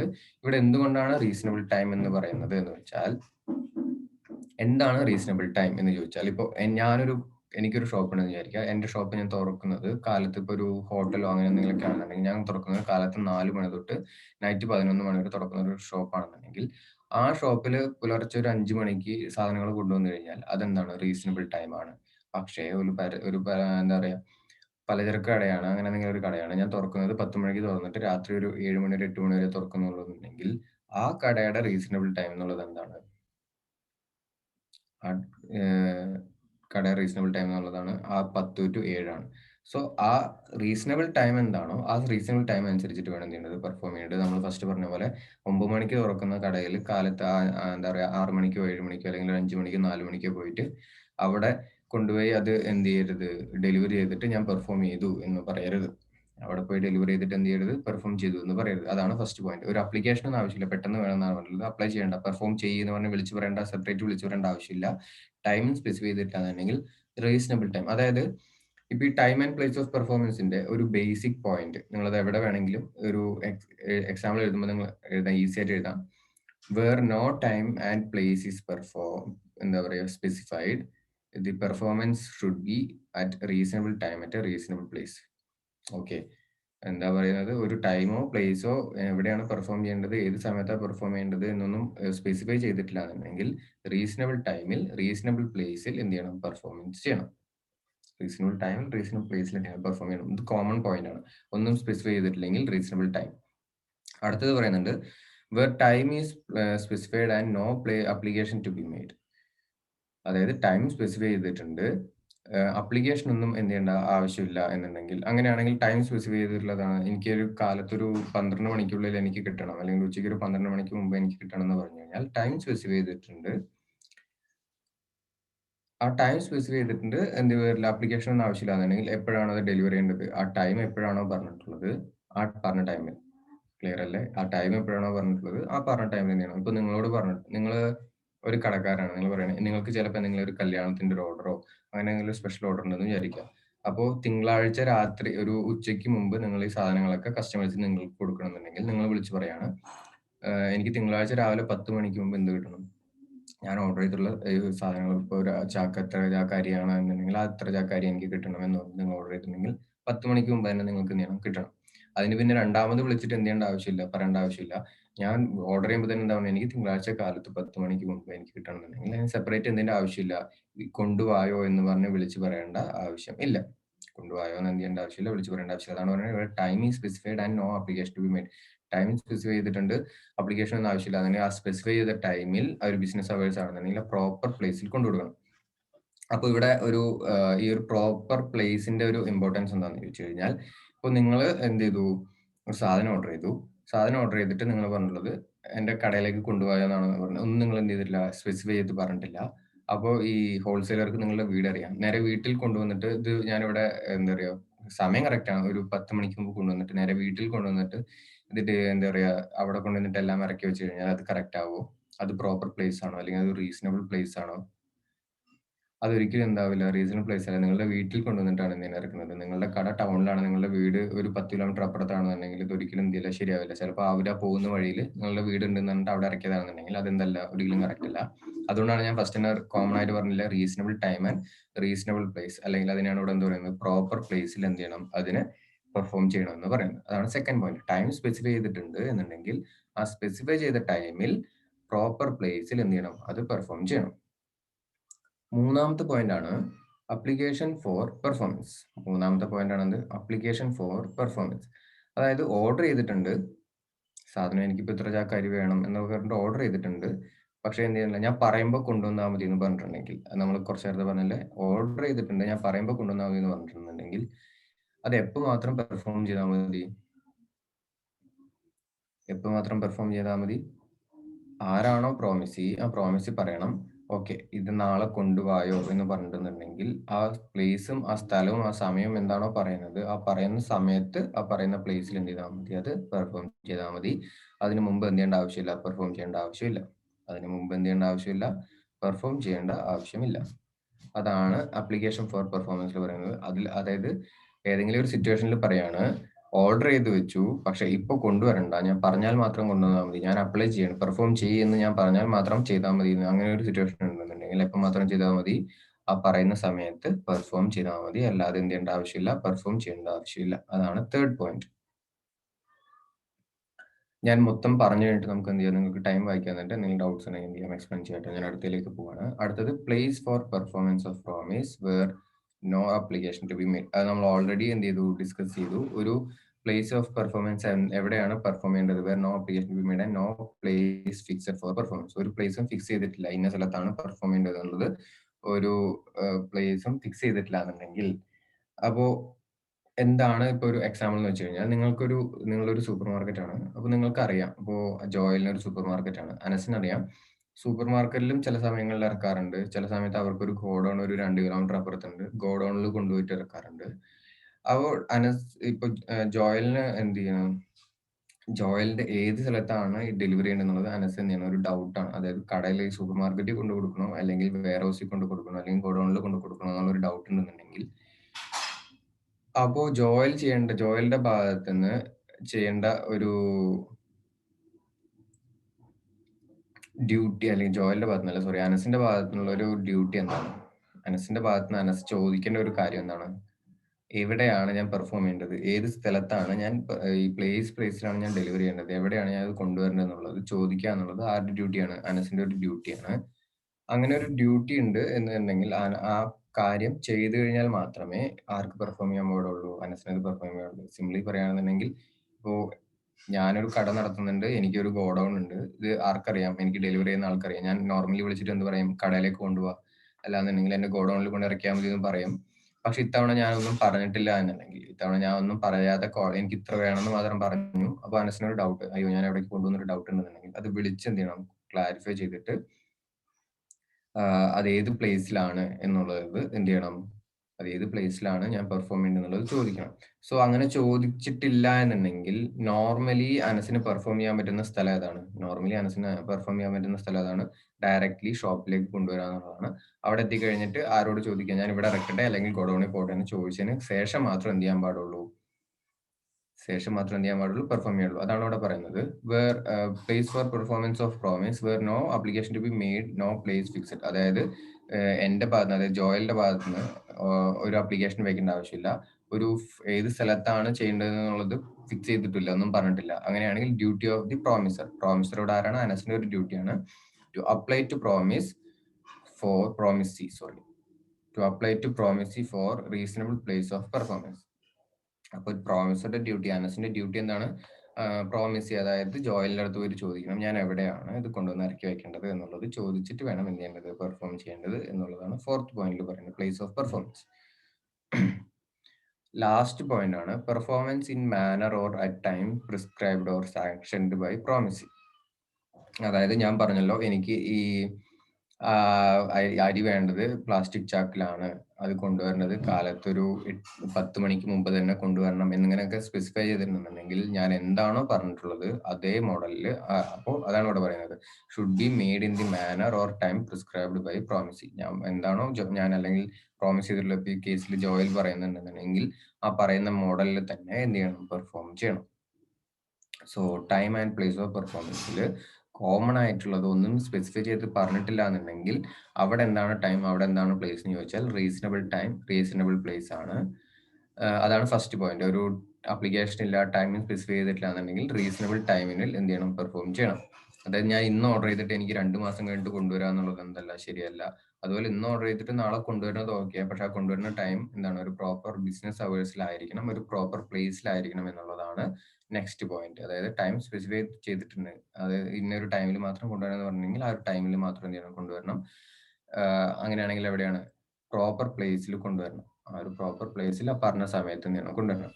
മൂന്നാമത്തെ പോയിന്റ് എന്താണ്, ഒരു അപ്ലിക്കേഷൻ ഫോർ പെർഫോമൻസ്, പെർഫോം ചെയ്യാൻ വേണമെങ്കിൽ അപ്ലൈ ചെയ്യണം. എന്ന് വെച്ചാൽ പെർഫോം ചെയ്യുന്നു പറഞ്ഞ് വിളിച്ച് പറഞ്ഞാൽ മാത്രം ചെയ്താൽ മതി എന്നുണ്ടെങ്കിൽ എപ്പോഴാണ് പെർഫോം ചെയ്യുന്നത്. ഇപ്പൊ ജോയൽ ആദ്യം വിളിച്ചിട്ട് പറഞ്ഞു അനസിന്റെ അടുത്ത് എനിക്ക് 10 ചാക്ക് അരി വേണമെന്ന് പറഞ്ഞു, പക്ഷെ സമയമോ എന്ന് പറഞ്ഞ എന്നാണ് കൊണ്ടുവരേണ്ടതെന്നുള്ള ഞാൻ വിളിച്ച് പറയാന്ന് പറഞ്ഞിട്ടുണ്ടെങ്കിൽ ഈ 10 ചാക്കിന്റെ സ്റ്റോക്ക് റെഡിയാക്കി വെക്കുക എന്നുള്ള ലാബിലിറ്റി അല്ലെങ്കിൽ ഡ്യൂട്ടി മാത്രമേ അനസിനുള്ളൂ.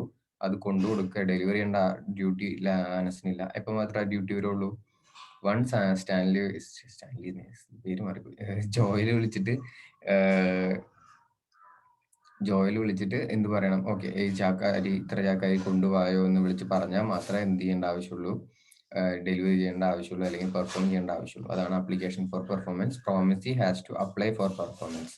പ്രോമിസ് എന്ത് ചെയ്യണം, പെർഫോം ചെയ്യുന്നവർ അപ്ലൈ ചെയ്യണം at proper place and within usual business hours. ഇന്നൊരു സമയത്ത് ഈ സ്ഥലത്തേക്ക് ഈ ചാക്ക് കൊണ്ടെത്തിക്കണം അല്ലെങ്കിൽ കടയിലേക്ക് ഈ സമയത്ത് കൊണ്ടെത്തിക്കണം എന്ന് പറഞ്ഞിട്ട് വിളിച്ച് പറഞ്ഞാൽ അല്ലെങ്കിൽ അപ്ലൈ ചെയ്താൽ മാത്രമേ എന്ത് ചെയ്യേണ്ട ആവശ്യമുള്ളൂ, പെർഫോം ചെയ്യേണ്ട ആവശ്യമുള്ളൂ. ഫോർത്ത് പോയിന്റിൽ എന്താ പറയുന്നത്, place for performance or promise. ഒരു സ്പെസിഫിക് പ്ലേസ് ഒന്നും എന്ത് ചെയ്തിട്ടില്ല, ഫിക്സ് ചെയ്തിട്ടില്ല എന്നുണ്ടെങ്കിൽ നമ്മളെ ടൈം പറഞ്ഞ പോലെ ഒരു റീസണബിൾ പ്ലേസിൽ എന്ത് ചെയ്യണം, പെർഫോം ചെയ്യണം. അതായത് നോർമലി ഷോപ്പിലേക്കാണ് എന്ത് ചെയ്യേണ്ടത്, കൊണ്ടുവരേണ്ടത് എന്നുണ്ടെങ്കിൽ നോർമലി ഷോപ്പിലേക്ക് എന്ത് ചെയ്യണം, കൊണ്ടുവരണം. ഇനി ഒന്നും പറഞ്ഞിട്ടില്ല, ഷോപ്പ് ഉണ്ട് ഗോഡൌൺ ഉണ്ട് എന്നുണ്ടെങ്കിൽ ആര് അപ്ലൈ ചെയ്യണം, പ്രോമിസർ അപ്ലൈ ചെയ്താൽ മാത്രമേ എന്ത് ചെയ്യേണ്ട ആവശ്യമുള്ളൂ, അപ്ലൈ ചെയ്താൽ മാത്രമേ എന്ത് ചെയ്യേണ്ട ആവശ്യമുള്ളൂ, ഏത് സ്ഥലത്തേക്ക് കൊണ്ടുവരണമെന്ന് ചോദിച്ചു കഴിഞ്ഞിട്ട് മാത്രം എന്ത് ചെയ്യേണ്ട ആവശ്യമുള്ളൂ, അത് എവിടേക്കാണെന്ന് വെച്ചാൽ കൊണ്ടു കൊടുക്കേണ്ട ആവശ്യമുള്ളൂ. അപ്പോൾ അത് ആരുടെ ഡ്യൂട്ടിയാണ്, പ്രോമിസർ ആയിട്ടുള്ള അനസിന്റെ ഡ്യൂട്ടിയാണ്. ഞാൻ എവിടേക്കാണ് കൊണ്ടുവരേണ്ടത് എന്നുള്ളത് ചോദിച്ചിട്ട് അതിനുശേഷം എന്ത് ചെയ്യുക, പെർഫോം ചെയ്യുക. അപ്പോൾ ഒരു സ്ഥലം ഉള്ളതെന്നുണ്ടെങ്കിൽ റീസണബിൾ പ്ലേസ്, നമ്മൾ സ്ഥിരം ഇപ്പൊ അനസിന് സ്ഥിരം ഡെലിവറി ചെയ്യുന്നത് എല്ലാ വീക്കിലും സാധനങ്ങൾ കൊണ്ട് കൊടുക്കുന്നത് ഷോപ്പിലേക്കാണെന്നുണ്ടെങ്കിൽ അതാണ് ഇപ്പോൾ റീസണബിൾ പ്ലേസ്, അവിടെ കൊണ്ട് ഡെലിവറി ചെയ്യുക. പക്ഷേ ഒരു ആഴ്ച ഷോപ്പിൽ, അടുത്ത ആഴ്ച ഗോഡൌണിൽ, പിന്നെ അങ്ങനെ മാറി മാറിയിട്ടാണ് ചെയ്യാറുള്ളത് എന്നുണ്ടെങ്കിൽ അപ്പോൾ ആർക്കാണ് ആൻസർ ഡൗട്ട് ഉണ്ടെന്നുണ്ടെങ്കിൽ അത് ചോദിച്ച് കൺഫേം ആയതിനു ശേഷം മാത്രം എന്ത് ചെയ്യുക, ഡെലിവറി ചെയ്യാം. Last point, performance in the manner at time prescribe. എന്തെങ്കിലും ഒരു മാനർ, ഈ ഒരു മെത്തേഡിൽ തന്നെ എന്ത് ചെയ്യണം, വേണം, അല്ലെങ്കിൽ ഇങ്ങനെ തന്നെ വേണം, അല്ലെങ്കിൽ ഈ ഒരു സമയത്ത് കൊണ്ടുവരണം എന്ന് സ്പെസിഫൈ ചെയ്തിട്ട് പ്രോമിസ് പറഞ്ഞിട്ടുണ്ടെന്നുണ്ടെങ്കിൽ അതേ മെത്തേഡിൽ അല്ലെങ്കിൽ ആ പറഞ്ഞ സമയത്ത് തന്നെ എന്ത് ചെയ്യണം, പെർഫോം ചെയ്യണം. സോ അതാണ് ടൈം ആൻഡ് പ്ലേസ് ഓഫ് പെർഫോമൻസിലെ 5 പോയിന്റ്സ്. ഈ 5 പോയിന്റ് വായിക്കുക. ഏതെങ്കിലുമൊക്കെ പോയിന്റിന് ഡൗട്ട് ഉണ്ടാവാൻ ചാൻസ് ഉണ്ട്, അത് ഏതൊക്കെയാണെന്ന് വെച്ചാൽ അത് നോക്കിയിട്ട് പറയാം. നമുക്ക് വേണമെങ്കിൽ ഡൗട്ട് ഉണ്ടെങ്കിൽ ക്ലിയർ ചെയ്ത് തരാം. അപ്പോൾ ഇത് പറയുമ്പോൾ ഒപ്പം എന്ത് ചെയ്യുക, അല്ലെങ്കിൽ വായിക്കുമ്പോൾ ഇപ്പോൾ എക്സാമ്പിളും കൂടി ആലോചിച്ചിട്ട് എന്ത് ചെയ്യുക, വായിക്കാം.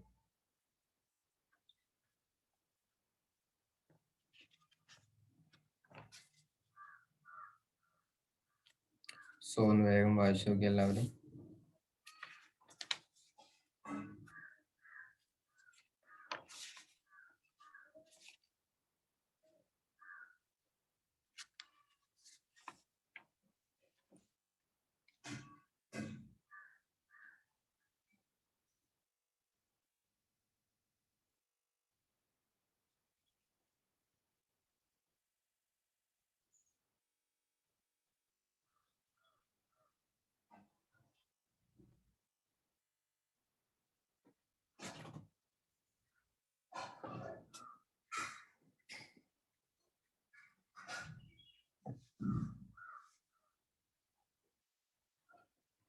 Okay, good.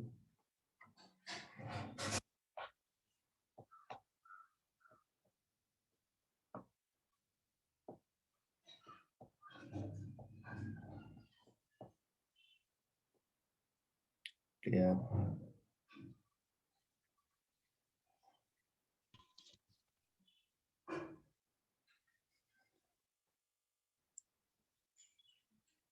എല്ലാവർക്കും ക്ലിയർ? 65 പേരുണ്ട്, ആകെ 5 പേര് മെസ്സേജ് അയച്ച് എന്നോട് മിണ്ടണുള്ളൂ.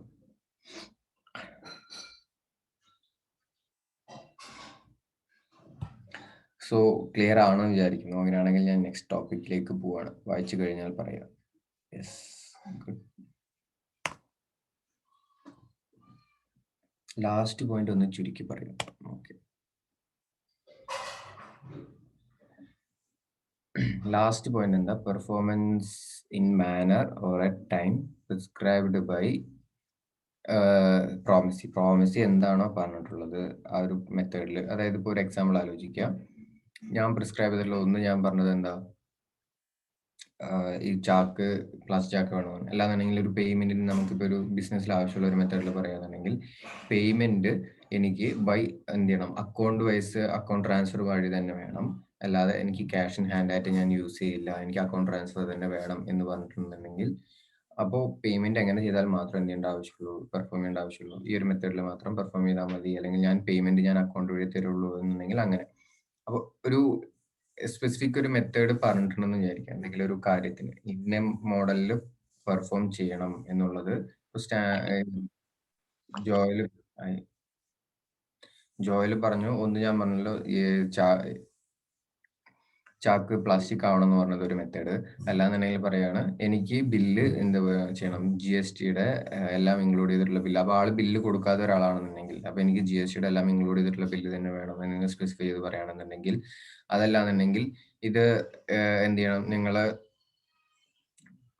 എനിക്ക് 2 ആഴ്ചത്തെ ക്രെഡിറ്റ് വേണം, അല്ലാന്നുണ്ടെങ്കിൽ ഈ അങ്ങനെ ഒരു മെത്തേഡ് പറഞ്ഞിട്ടുണ്ടെങ്കിൽ അതങ്ങനെ, അതൊരു ടൈപ്പ്. അതല്ലാന്നുണ്ടെങ്കിൽ പറയാണ് ഇത് കൊണ്ടുവരേണ്ടത് ഈ ഇന്നൊരു ടൈമിൽ തന്നെ കൊണ്ടുവരണം എന്ന് പറഞ്ഞു. അപ്പൊ ഈ ഒരു ടൈം എന്നുള്ളത് ഓൾറെഡി നമ്മൾ മുകളിൽ പറഞ്ഞത് കൊണ്ടാണ് ഞാൻ എന്ത് ചെയ്തിട്ടുള്ളത്, ഇവിടെ ഈ ഒരു മാനർ പറഞ്ഞത്. അപ്പൊ ഒന്നില്ലെങ്കിൽ കവർ ചെയ്തിട്ട് പ്ലാസ്റ്റിക് കവർ ചെയ്തിട്ട് വേണം, അങ്ങനെ ഒരു സ്പെസിഫിക് ഒരു മെത്തേഡ് പറഞ്ഞിട്ടുണ്ടെന്നുണ്ടെങ്കിൽ ആ ഒരു മെത്തേഡിൽ തന്നെ എന്ത് ചെയ്യണം, പെർഫോം ചെയ്യണം.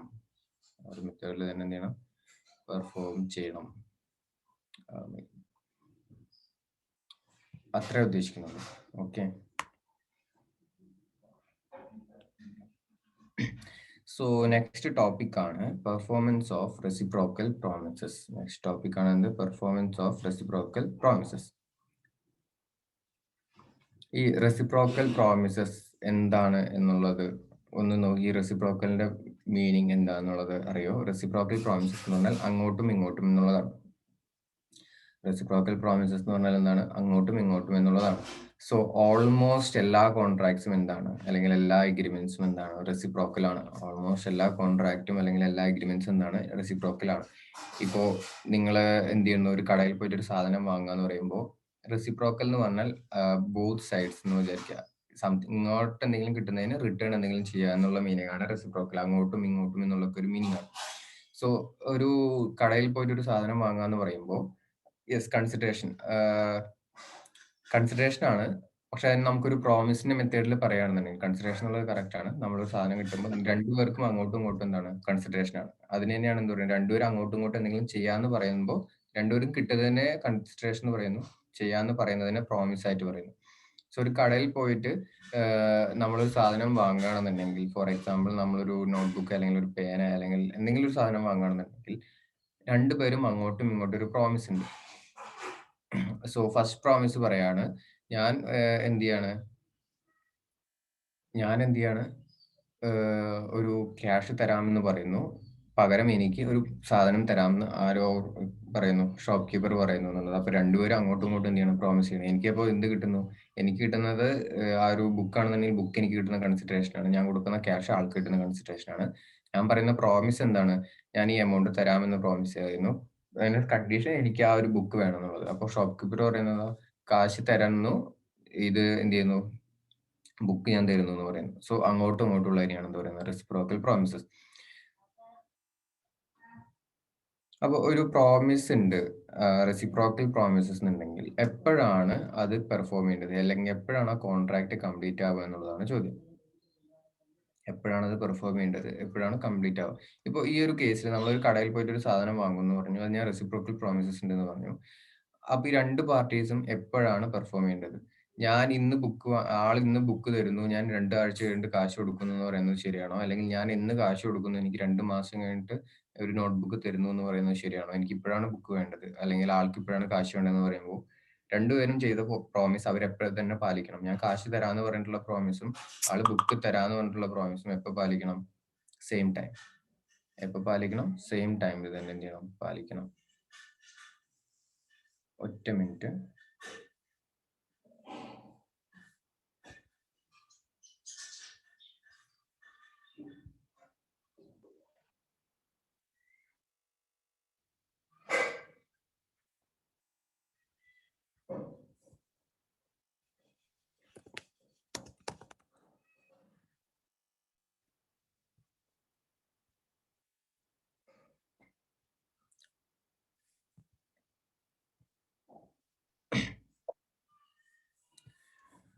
ഓക്കെ, ഫസ്റ്റ് പോയിന്റ് എന്തായിരുന്നു? അങ്ങോട്ടും ഇങ്ങോട്ടും ഇരുന്നുണ്ടെങ്കിൽ അത് എന്ത് ചെയ്യണം? സെയിം ടൈമിൽ തന്നെ എന്ത് ചെയ്യണം? പെർഫോം ചെയ്യണം എന്ന് പറഞ്ഞു. അപ്പൊ നമ്മളൊരു കാശ് കൊടുക്കുന്നു, എനിക്ക് ബുക്ക് കിട്ടുന്നുള്ളതാണ്. സെയിം ടൈം ഒരേ സമയം തന്നെ രണ്ടുപേരും എന്ത് ചെയ്യണം? പെർഫോം ചെയ്യണം. ഇതാണ് ഒരു നോർമൽ കേസിൽ. ഇതാണ് എന്തൊരു നോർമൽ കേസിൽ. സോ അതാണ് എന്ത് പറയുന്നത്? ഫസ്റ്റ് പോയിന്റ് ആയിട്ട് പറയുന്നത്. Promisor not bound to perform unless reciprocal promise ready and willing to perform. അതായത് ഞാൻ എന്ത് ചെയ്യുന്നു? ഞാൻ കാശ് തരാം, എനിക്ക് ആ ബുക്ക് തരാണെങ്കിൽ ഞാൻ കാശ് തരാമെന്ന് പറയുകയാണെന്നുണ്ടെങ്കിൽ എനിക്ക് ബുക്ക് കിട്ടാതെ, നിങ്ങൾക്ക് ബുക്ക് കിട്ടാതെ നിങ്ങൾ കാശ് കൊടുക്കാൻ നിങ്ങൾ റെഡി ആവോ? ഇന്ന് ആൾ പറയുന്നത് കാശ് എന്തായോ, ഞാൻ 2 ആഴ്ച കൊണ്ട് ബുക്ക് തരാമെന്ന് പറയുമ്പോൾ നിങ്ങൾക്ക് റെഡി ആവോ? നിങ്ങളൊരു കടയിൽ പോയിട്ട്, നിങ്ങളുടെ അടുത്തുള്ള ഒരു കടയിൽ പോയിട്ട് ബുക്ക് വാങ്ങാൻ പോവാണ്, കാശ് ഇപ്പൊ തായോ അല്ലെങ്കിൽ പിന്നെ തരാമെന്ന് പറയുമ്പോൾ നോർമലി റെഡി ആവോ? ഇല്ല. അതെന്താ? നമ്മൾ കാശ് കൊടുക്കുന്നു, അതിനൊപ്പം തന്നെ നമുക്ക് എന്ത് കിട്ടണം? ബുക്ക് കിട്ടണം എന്ന് പറയുന്നില്ല. അതാണ് പറയുന്നത് സെയിം ടൈമിൽ എന്ത് ചെയ്യണം? രണ്ടുപേരും പെർഫോം ചെയ്യണം. അതാണ് ഫസ്റ്റ് പോയിന്റ് പറയുന്നത്. Should B performed simultaneously. At A time ഒരുമിച്ച് തന്നെ രണ്ടുപേരും എന്ത് ചെയ്യണം? പെർഫോം ചെയ്യണം. അറ്റ് എ ടൈം ഒരുമിച്ച് തന്നെ എന്ത് ചെയ്യണം? രണ്ടുപേരും പെർഫോം ചെയ്യണം. ഫസ്റ്റ് പോയിന്റ് അതാണ് പറയുന്നത്. Second point, order of performance of reciprocal promises എന്നാണ് പറയുന്നത്. Order of performance of reciprocal promises. അതായത് പെർഫോം ചെയ്യുന്നതിന് ഒരു ഓർഡർ ഉണ്ടെങ്കിൽ, പെർഫോം ചെയ്യുന്നതിന് ഒരു ഓർഡർ ഉണ്ടെന്നുണ്ടെങ്കിൽ, അങ്ങനെയാണെങ്കിൽ അത് ഫോർ എക്സാമ്പിൾ ആലോചിക്കാം. നിങ്ങൾ ഓൺലൈനിൽ ഒരു ഷോപ്പിംഗ് എന്തെങ്കിലും ചെയ്തു എന്ന് വിചാരിക്കാം. ഓൺലൈനിൽ നിങ്ങൾ ഷോപ്പിംഗ് ചെയ്തു, ക്യാഷ് ഓൺ ഡെലിവറി ചെയ്തു എന്ന് വിചാരിക്കാം. ഓൺലൈനിൽ നിങ്ങൾ ഷോപ്പിംഗ് ചെയ്തു, ക്യാഷ് ഓൺ ഡെലിവറി ചെയ്തു എന്ന് വിചാരിക്കാം. നിങ്ങളോട് ഡെലിവറി ബോയ് വിളിച്ചിട്ട് പറയാണ്, ചേട്ടാ നിങ്ങളുടെ സാധനം ഇവിടെ ഞങ്ങളുടെ ഓഫീസിൽ എത്തിയിട്ടുണ്ട്, ഞാനിപ്പോൾ ഒന്ന് കാശ് വാങ്ങിക്കാം, ഈവനിങ് ഞാൻ ആ വഴി വരും, ഞാനിപ്പോൾ ഈ വഴി, എൻ്റെ വീട് അവിടെ അടുത്താണ്, ഞാനിപ്പോൾ ഒന്ന് കാശ് വാങ്ങിക്കാം, ഈവനിങ് ഞാൻ ആ വഴി വരുമ്പോൾ തിരിച്ച് ഞാൻ വീട്ടിലേക്ക് പോകുമ്പോൾ ഞാൻ നിങ്ങൾക്ക് സാധനം കൊണ്ടുവന്ന് ഡെലിവറി ചെയ്തു തരാം എന്ന് പറഞ്ഞാൽ അതാണോ പെർഫോം ചെയ്യേണ്ട ഓർഡർ? അതാണോ പെർഫോം ചെയ്യേണ്ട ഓർഡർ? അല്ല. എന്താണ് പെർഫോം ചെയ്യേണ്ട ഓർഡർ? നമ്മൾ ക്യാഷ് ഓൺ ഡെലിവറി എന്ന് പറഞ്ഞിട്ടുണ്ടെങ്കിൽ ആദ്യം നമ്മൾക്ക് സാധനം തരുന്നു, നമ്മളുടെ കയ്യിൽ കിട്ടിക്കഴിഞ്ഞിട്ട് നമ്മൾ എന്ത് ചെയ്യുന്നു? അതിന്റെ എമൗണ്ട് എത്രയാണോ അത് കൊടുക്കുന്നു. സോ അതാണ് എന്ത് ചെയ്യേണ്ടത്? ഓർഡർ ഓഫ് പെർഫോമൻസ് അല്ലെ? അതാണ് അതിന്റെ ഓർഡർ ഓഫ് പെർഫോമൻസ്. സോ അങ്ങനെ ഒരു ഓർഡർ ഉണ്ട് എന്നുണ്ടെങ്കിൽ ആ ഓർഡറിൽ തന്നെ എന്ത് ചെയ്യണം? പെർഫോം ചെയ്യണം. ഒരു കോൺട്രാക്റ്റിൽ ഒരു ഓർഡർ ഉണ്ടെന്നുണ്ടെങ്കിൽ ആ ഓർഡറിൽ തന്നെ പെർഫോം ചെയ്യണം. അങ്ങനെ അല്ലാതെ എന്ത് ചെയ്യേണ്ട ആവശ്യമില്ല. അപ്പൊ അതിൽ ആരാണോ ആദ്യം പെർഫോം ചെയ്യേണ്ടത് അയാൾ പെർഫോം ചെയ്തിട്ട് രണ്ടാമത് നമ്മൾ പെർഫോം ചെയ്യേണ്ട ആവശ്യമില്ല. ഇപ്പോൾ ഒരു ഓർഡർ ഉണ്ടെങ്കിൽ ആ ഓർഡറിൽ തന്നെ പെർഫോം ചെയ്യണമെന്ന് പറയേണ്ട കാര്യം എന്താ വെച്ചാൽ, ഇപ്പോൾ ഫസ്റ്റ് എക്സാമ്പിൾ ഞാനിപ്പോൾ ഈ പറഞ്ഞ എക്സാമ്പിളിൽ ആദ്യം ആക്ച്വലി പെർഫോം ചെയ്യേണ്ടത് ആരാണ്? ഡെലിവറി ബോയ് ആണ് പെർഫോം ചെയ്യേണ്ടത്. അതിനുശേഷമാണ് നമ്മൾ പെർഫോം ചെയ്യേണ്ടത്. പകരം നമ്മൾ പെർഫോം ചെയ്തിട്ട് ഡെലിവറി ബോയ് പെർഫോം ചെയ്യണമെന്ന് പറയുമ്പോൾ അത് എന്ത് ചെയ്യേണ്ട കാര്യമില്ല, നമ്മൾ പെർഫോം ചെയ്യേണ്ട കാര്യമില്ല. ഇപ്പോൾ ഈ ഓർഡർ ഓഫ് പെർഫോമൻസിന് വേറൊരു എക്സാമ്പിൾ എന്താണെന്ന് വെച്ച് കഴിഞ്ഞാൽ, ഒരു ഹൗസ് കോൺട്രാക്ട്, ടെക്സ്റ്റിലുള്ള ഒരു എക്സാമ്പിൾ അതാണ്. ഒരു ഹൗസ് കോൺട്രാക്ടർ അങ്ങനെ എന്തെങ്കിലും ഉണ്ടെന്നുണ്ടെങ്കിൽ വിചാരിക്കുക, അവര് എന്ത് ചെയ്യാണ്? ഹൗസ് കോൺട്രാക്ടർ അങ്ങനെ എന്തെങ്കിലും ഉണ്ട്, അവരോട് നിങ്ങൾക്കൊരു വീട് പണിയാൻ വേണ്ടിയിട്ട് ഒരു കോൺട്രാക്ടർ എടുത്തിട്ട് പറയാണ്, മൊത്തം ഒരു 30 ലക്ഷത്തിന്റെയോ അല്ലെങ്കിൽ ഒരു 40 ലക്ഷത്തിന്റെയോ അങ്ങനെ എത്രയെങ്കിലും ഒരു ഇതിന്റെ വീടാന്ന് വിചാരിക്കുക. അപ്പോൾ നിങ്ങൾ പറയാണ്, ഫസ്റ്റ് പണി തുടങ്ങുന്നതിന് മുമ്പ് 5 ലക്ഷം തരും, പണി 50% ആയിക്കഴിഞ്ഞാൽ 20 lakhs തരും, മൊത്തം പണി കഴിഞ്ഞാൽ ബാക്കി 20 lakhs, 40 lakh ആണ് മൊത്തം എന്ന് വിചാരിക്കുക. അപ്പോൾ മൊത്തം ഇപ്പൊ 40 ലക്ഷത്തിന്റെ പണി തുടങ്ങുന്നതിന് മുമ്പ് 5 ലക്ഷം തരും, 50% കഴിഞ്ഞാൽ ബാക്കി 15 ലക്ഷം തന്നിട്ട് മൊത്തം 20 ലക്ഷം ആക്കും, മൊത്തം പണി കഴിഞ്ഞാൽ ബാക്കി 20 ലക്ഷം തന്നിട്ട് എന്ത് ചെയ്യും? കോൺട്രാക്ട് കംപ്ലീറ്റ് ആക്കുള്ളൂ എന്ന് പറഞ്ഞാൽ, കോൺട്രാക്ടർ ആദ്യം തന്നെ വന്നിട്ട് എനിക്ക് ആ 20 ലക്ഷം രൂപ വേണമെന്ന് പറഞ്ഞാൽ നിങ്ങൾ പിന്നെ കൊടുക്കേണ്ട ആവശ്യമുണ്ടോ? കോൺട്രാക്ടർ ആദ്യം തന്നെ വന്നിട്ട് 20 ലക്ഷം രൂപ വേണമെന്ന് പറഞ്ഞാൽ നിങ്ങൾ കൊടുക്കേണ്ട ആവശ്യമുണ്ടോ? ഇല്ലല്ലോ. നമ്മൾ എന്താണ് വെച്ചിട്ടുള്ളത്, നമ്മൾ വെച്ചിട്ടുള്ള കോൺട്രാക്റ്റിൽ എങ്ങനെയാണ് ഓർഡർ പറഞ്ഞിട്ടുള്ളത്? ജോലി തുടങ്ങുമ്പോൾ 5 ലക്ഷം, അത് കഴിഞ്ഞിട്ട് മൊത്തം ഈ ഒരു പണിയുടെ ഒരു 50% കംപ്ലീറ്റ് ആയി കഴിഞ്ഞാൽ ബാക്കി 15 ലക്ഷം, മൊത്തം വീട് ഫുൾ കംപ്ലീറ്റ് ആയിട്ട് താക്കോൽ നമ്മുടെ കയ്യിലേക്ക് തരുമ്പോൾ ബാക്കി 20 ലക്ഷം എന്നാണ് പറഞ്ഞിട്ടുണ്ടെങ്കിൽ എങ്ങനെ മാത്രം കാശ് കൊടുത്താൽ മതി? അതാണ് നമ്മൾ ഫിക്സ് ചെയ്തിട്ടുള്ള ഓർഡർ എന്നുണ്ടെങ്കിൽ ആ ഫിക്സ് ചെയ്തിട്ടുള്ള ഓർഡറിൽ തന്നെയാണ് എന്ത് ചെയ്യേണ്ടത്? ഫിക്സ് ചെയ്തിട്ടുള്ള ഓർഡറിൽ തന്നെയാണ് പെർഫോം ചെയ്യേണ്ടത്. സോ എന്തെങ്കിലും ഒരു ഓർഡർ ഫിക്സ് ചെയ്തിട്ടുണ്ടെന്നുണ്ടെങ്കിൽ ആ ഓർഡറിൽ തന്നെ ഫിക്സ് ചെയ്യണം. അതല്ല എന്നുണ്ടെങ്കിൽ എങ്ങനെയാണോ അത് നോർമലി പെർഫോം ചെയ്യേണ്ടത് അങ്ങനെ പെർഫോം ചെയ്യണം. ഇപ്പോൾ ഈ കോൺട്രാക്ടിന്റെ കേസിൽ നമ്മൾ ഫിക്സ് ചെയ്തിട്ടുള്ളതാണ്. നമ്മൾ ആ ഒരു ഡെലിവറി ചെയ്യുന്ന ക്യാഷ് ഓൺ ഡെലിവറിയുടെ കേസിൽ നമ്മൾ സ്പെസിഫൈ ചെയ്തിട്ട് ഫിക്സ് ചെയ്യുന്നതൊന്നുമല്ല. ഒരു ലോജിക്കലി എങ്ങനെയാണ് പെർഫോം ചെയ്യേണ്ടത്? ആദ്യം നമ്മളുടെ കയ്യിലേക്ക് സാധനം കിട്ടുന്നു, സാധനം നമ്മുടെ കയ്യിൽ കിട്ടിക്കഴിഞ്ഞിട്ടാണ് നമ്മൾ എന്ത് ചെയ്യുക, അതിന്റെ ക്യാഷ് കൊടുക്കുക എന്നുള്ളതാണ് അതിന്റെ ഒരു നോർമൽ ആയിട്ടുള്ള ഒരു പെർഫോമൻസ് ചെയ്യേണ്ട ഓർഡർ. ആ ഓർഡറിൽ തന്നെ നമ്മൾ എന്ത് ചെയ്താൽ മതി? പെർഫോം ചെയ്താൽ മതി. അതാണ് സെക്കൻഡ് പോയിന്റിൽ പറയുന്നത്, order of performance of reciprocal promises. അങ്ങോട്ടും ഇങ്ങോട്ടുള്ള പ്രോമിസ് ഓഫ് പെർഫോം ചെയ്യേണ്ടത് order. If order is fixed in contract, കോൺട്രാക്റ്റിൽ തന്നെ ഓർഡർ ഫിക്സ് ചെയ്തിട്ടുണ്ട്, ഏത് ഓർഡറിലാണ് പെർഫോം ചെയ്യേണ്ടതെന്ന് ഫിക്സ് ചെയ്തിട്ടുണ്ട്. ഇപ്പൊ പറഞ്ഞിട്ടുള്ള ഈ ഒരു വീടിന്റെ പണി ചെയ്യുന്ന കോൺട്രാക്ട് പോലെ shall be performed in that order, ആ ഓർഡറിൽ തന്നെ എന്ത് ചെയ്യണം? പെർഫോം ചെയ്യണം. And where there is no order fixed, അങ്ങനെയാണ് ഓർഡർ ഒന്നും ഫിക്സ് ചെയ്തില്ല എന്നുണ്ടെങ്കിൽ shall be performed in which the contract required, എങ്ങനെയാണോ കോൺട്രാക്റ്റിൽ റിക്വയർമെന്റ് ഉള്ളത് ആ ഒരു ഓർഡറിൽ എന്ത് ചെയ്യണം? പെർഫോം ചെയ്യണം. അപ്പൊ നമ്മളൊരു ക്യാഷ് ഓൺ ഡെലിവറി എന്ന് പറയുമ്പോൾ അതിന്റെ ഓർഡർ എങ്ങനെയാണ്? ആദ്യം നമ്മൾക്ക് ഡെലിവറി കിട്ടുന്നു, ഡെലിവറി കിട്ടി കഴിഞ്ഞ് നമ്മൾ അതിന്റെ ക്യാഷ് കൊടുക്കുന്നു എന്നുള്ളതാണ് ഓർഡർ. അപ്പൊ ഓർഡറിൽ തന്നെ എന്ത് ചെയ്യണം? പെർഫോം ചെയ്യണം. സെക്കൻഡ് പോയിന്റ് എല്ലാവർക്കും ക്ലിയർ ആണെന്ന് വിചാരിക്കുന്നു.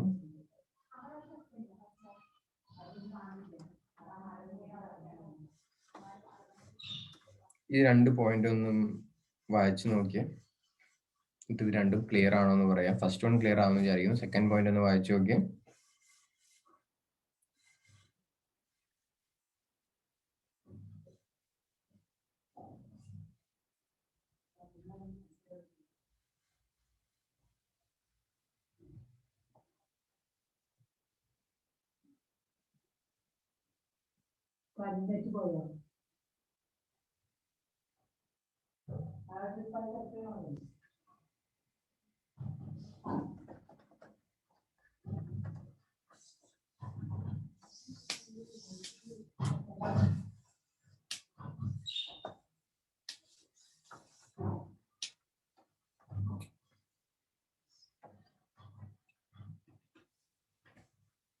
ഫസ്റ്റ് 2 പോയിന്റ്സ് ക്ലിയർ ആണോ?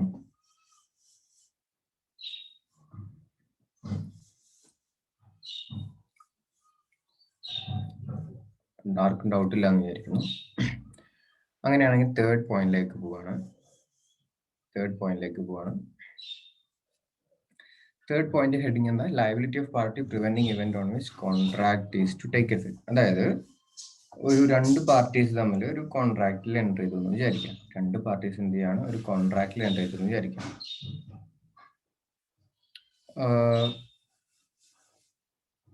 എന്റെ എക്സാമ്പിൾ പറയാം.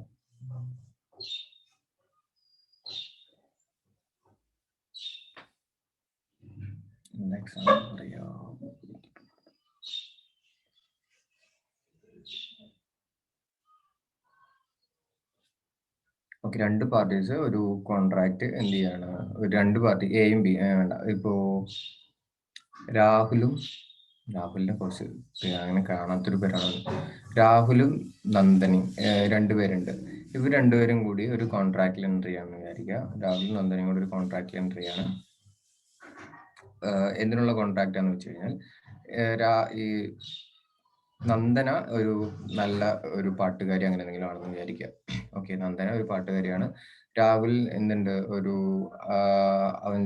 രാഹുലിന്റെ നാട്ടിലൊരു ഫംഗ്ഷനോ അങ്ങനെ എന്തെങ്കിലും ഉണ്ട്. ആ ഒരു ഫംഗ്ഷന് പാടാനോ അങ്ങനെ എന്തെങ്കിലും ഒരു ഇതിന് വേണ്ടിയിട്ട് നന്ദനെ കൊണ്ടുവരാന്ന് വിചാരിക്കുക. അങ്ങനെ കൊണ്ടുവന്നിട്ട്, ഇല്ല അത് വേണ്ട, എക്സാമ്പിൾ ശരിയാണ്. ഒറ്റ മിനിറ്റ്, ഞാൻ ഒന്ന് ആലോചിക്കട്ടെ. എനിക്കിതിന് പെട്ടെന്ന് എക്സാമ്പിൾ ഒന്നും കിട്ടുന്നില്ല. ഞാൻ വേറൊരു കാര്യത്തിൽ ഇതായിപ്പോയി. നിങ്ങൾ ആ 3ാമത്തെ പോയിന്റ് ഒന്ന് വായിക്കോ? ഒന്നാമത്തെ പോയിന്റ് ഒന്ന് വായിച്ചു നോക്കുക. ഞാൻ ഒറ്റ മിനിറ്റ് ഒന്ന് ആലോചിക്കട്ടെ. ഞാൻ ഓഫീസിലൊരു വർക്കിൻ്റെ ഇതുമായിട്ടൊന്ന് ഡൈവേർട്ട് ആയി.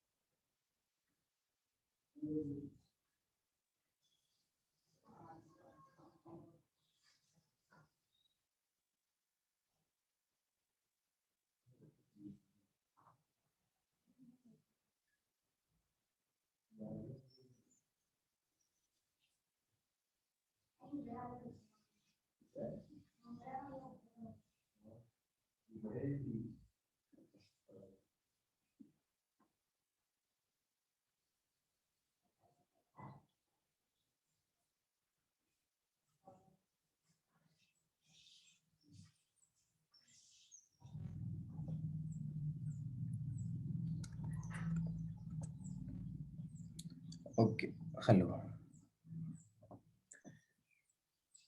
വായിച്ചോ? കുറച്ച് മനസ്സിലായി. ലൈബ്രറി, അതായത് ഞാൻ ടെക്സ്റ്റിലുള്ള എക്സാമ്പിൾ അത് പറയണമെന്ന് വിചാരിച്ചിട്ടാണ്. ഒരു എക്സാമ്പിൾ പറയാം. നിങ്ങൾ എന്ത് ചെയ്യാം? ഓക്കെ, ഒരു എക്സാമ്പിൾ. ഇപ്പൊ നിങ്ങൾ സ്ക്രീൻ എവിടെ?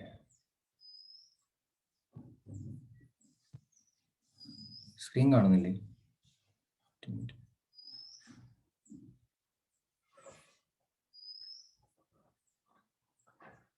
ഇപ്പൊ കണ്ടോ?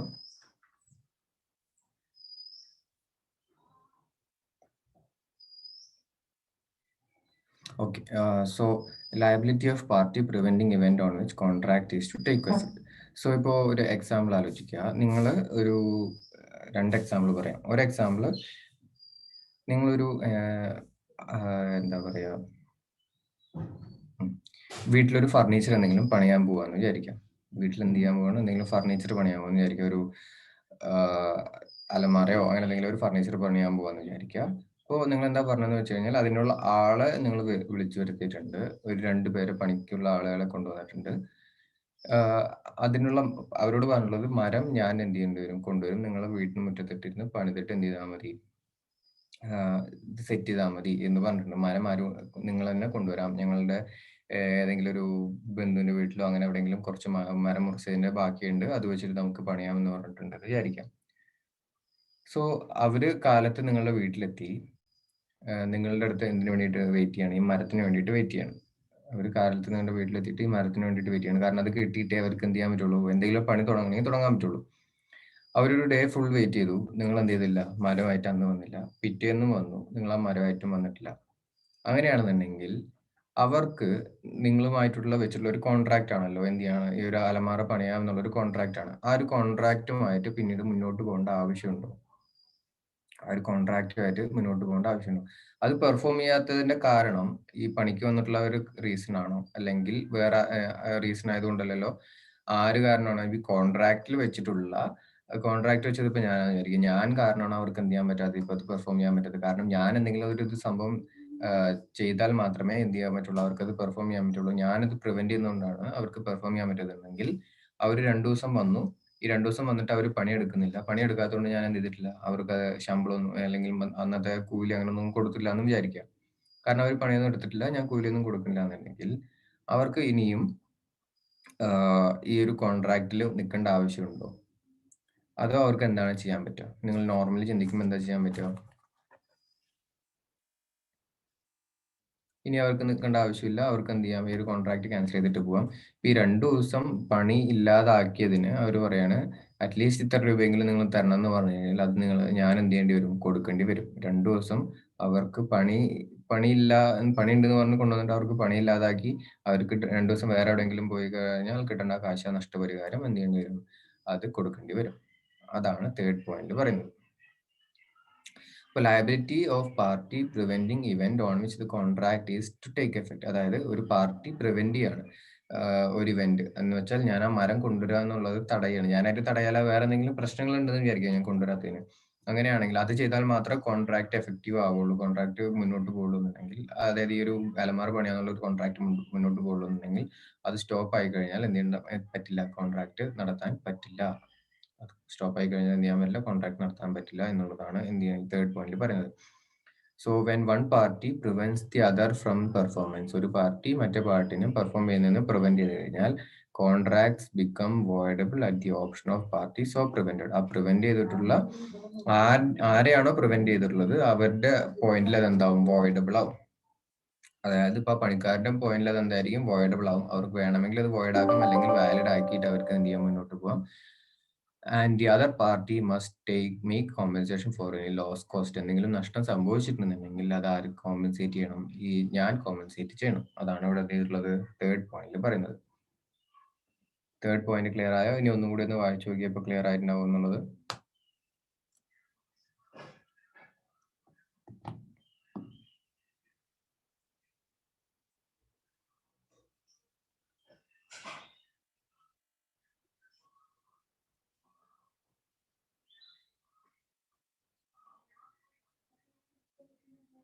ഡെലിവറി ബോയ് ഐറ്റം മാറിക്കൊണ്ടുവന്നു, സ്പോട്ടിൽ നമുക്ക് മനസ്സിലായി. അപ്പൊ വോയിഡ്?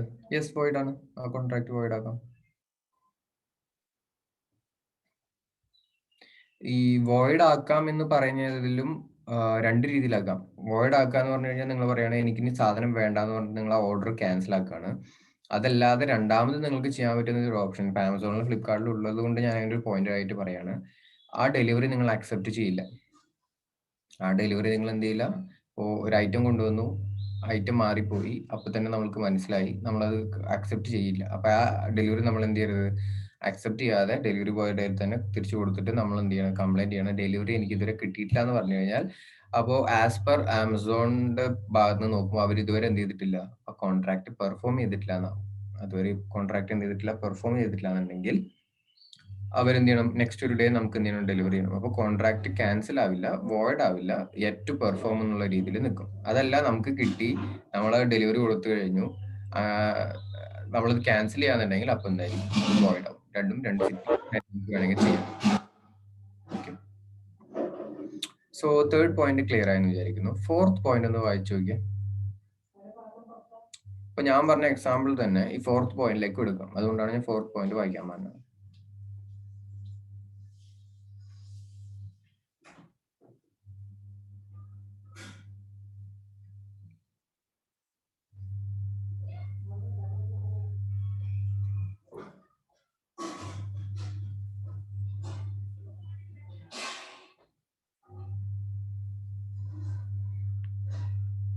ഫോർത്ത് പോയിന്റ് ഒന്നും കൂടി വായിച്ചു നോക്കാം. ഫോർത്ത് പോയിന്റ് വായിച്ചു കഴിഞ്ഞാൽ ഈ ഇപ്പൊ ഞാൻ പറഞ്ഞിട്ടുള്ള എക്സാമ്പിൾ തന്നെ നിങ്ങൾക്ക് എന്ത് ചെയ്യാം? ഫോർത്ത് പോയിന്റിൽ യൂസ് ചെയ്യാം.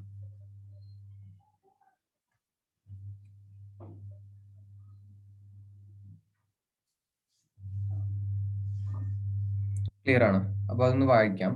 Effect of default as to that promise which should be first performed in contract consisting of reciprocal promise. അതായത് റെസിപ്രോക്കൽ പ്രോമിസസ് ഉണ്ട്, അതിൽ ഫസ്റ്റ് ഒരു പ്രോമിസ് പെർഫോം ചെയ്യണം. അങ്ങനെയാണെങ്കിൽ അത് ഡിഫോൾട്ട് വന്നു കഴിഞ്ഞാൽ എഫക്ട്, അതിൽ എന്തെങ്കിലും ചെയ്തില്ലെങ്കിലുള്ള effect. So if a contract requires reciprocal promises, ഒരു കോൺട്രാക്റ്റിൽ റെസിപ്രോക്കൽ പ്രോമിസസ് ഉണ്ട്, അതിൽ one promise cannot be performed till the other has been performed. അതായത് ഒരു പ്രോമിസ് പെർഫോം ചെയ്യാൻ പറ്റില്ല till the other has been performed. ഇപ്പൊ ഞാൻ പറഞ്ഞുള്ളത് എനിക്ക് വേണ്ടി പണിയാനാന്ന് വിചാരിക്കുക. സോ അപ്പൊ ഈ പണിയാൻ വേണ്ടി ഞാൻ ഈ അലമാരയുടെ കേസ് പറഞ്ഞു. മറ്റവർക്ക് അവരുടെ പ്രോമിസ്, അവർക്ക് അലമാര ആക്കുക എന്നുള്ള ഒരു പ്രോമിസ് പെർഫോം ചെയ്യണമെന്നുണ്ടെങ്കിൽ ഞാൻ അവർക്ക് എന്ത് കൊണ്ടുവന്ന് കൊടുക്കണം?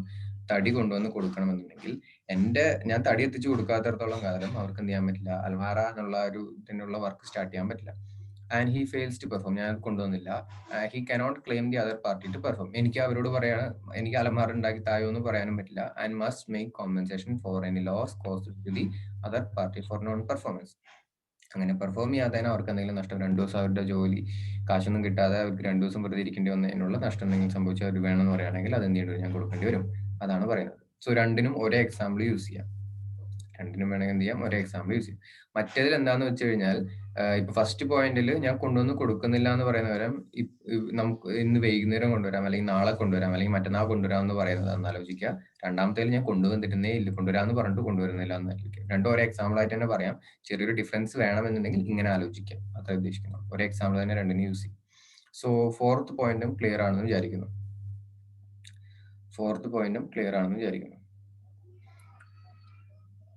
രണ്ടാമത്തേത് reciprocal promises to do things legal also other things illegal. അതായത് പ്രോമിസസ് ഉണ്ട്, ഒരു സൈഡ് ലീഗലാണ്, ഒരു സൈഡ് ഇല്ലീഗലാണ്. അതെങ്ങനെ പെർഫോം ചെയ്യാൻ പറ്റുമോ?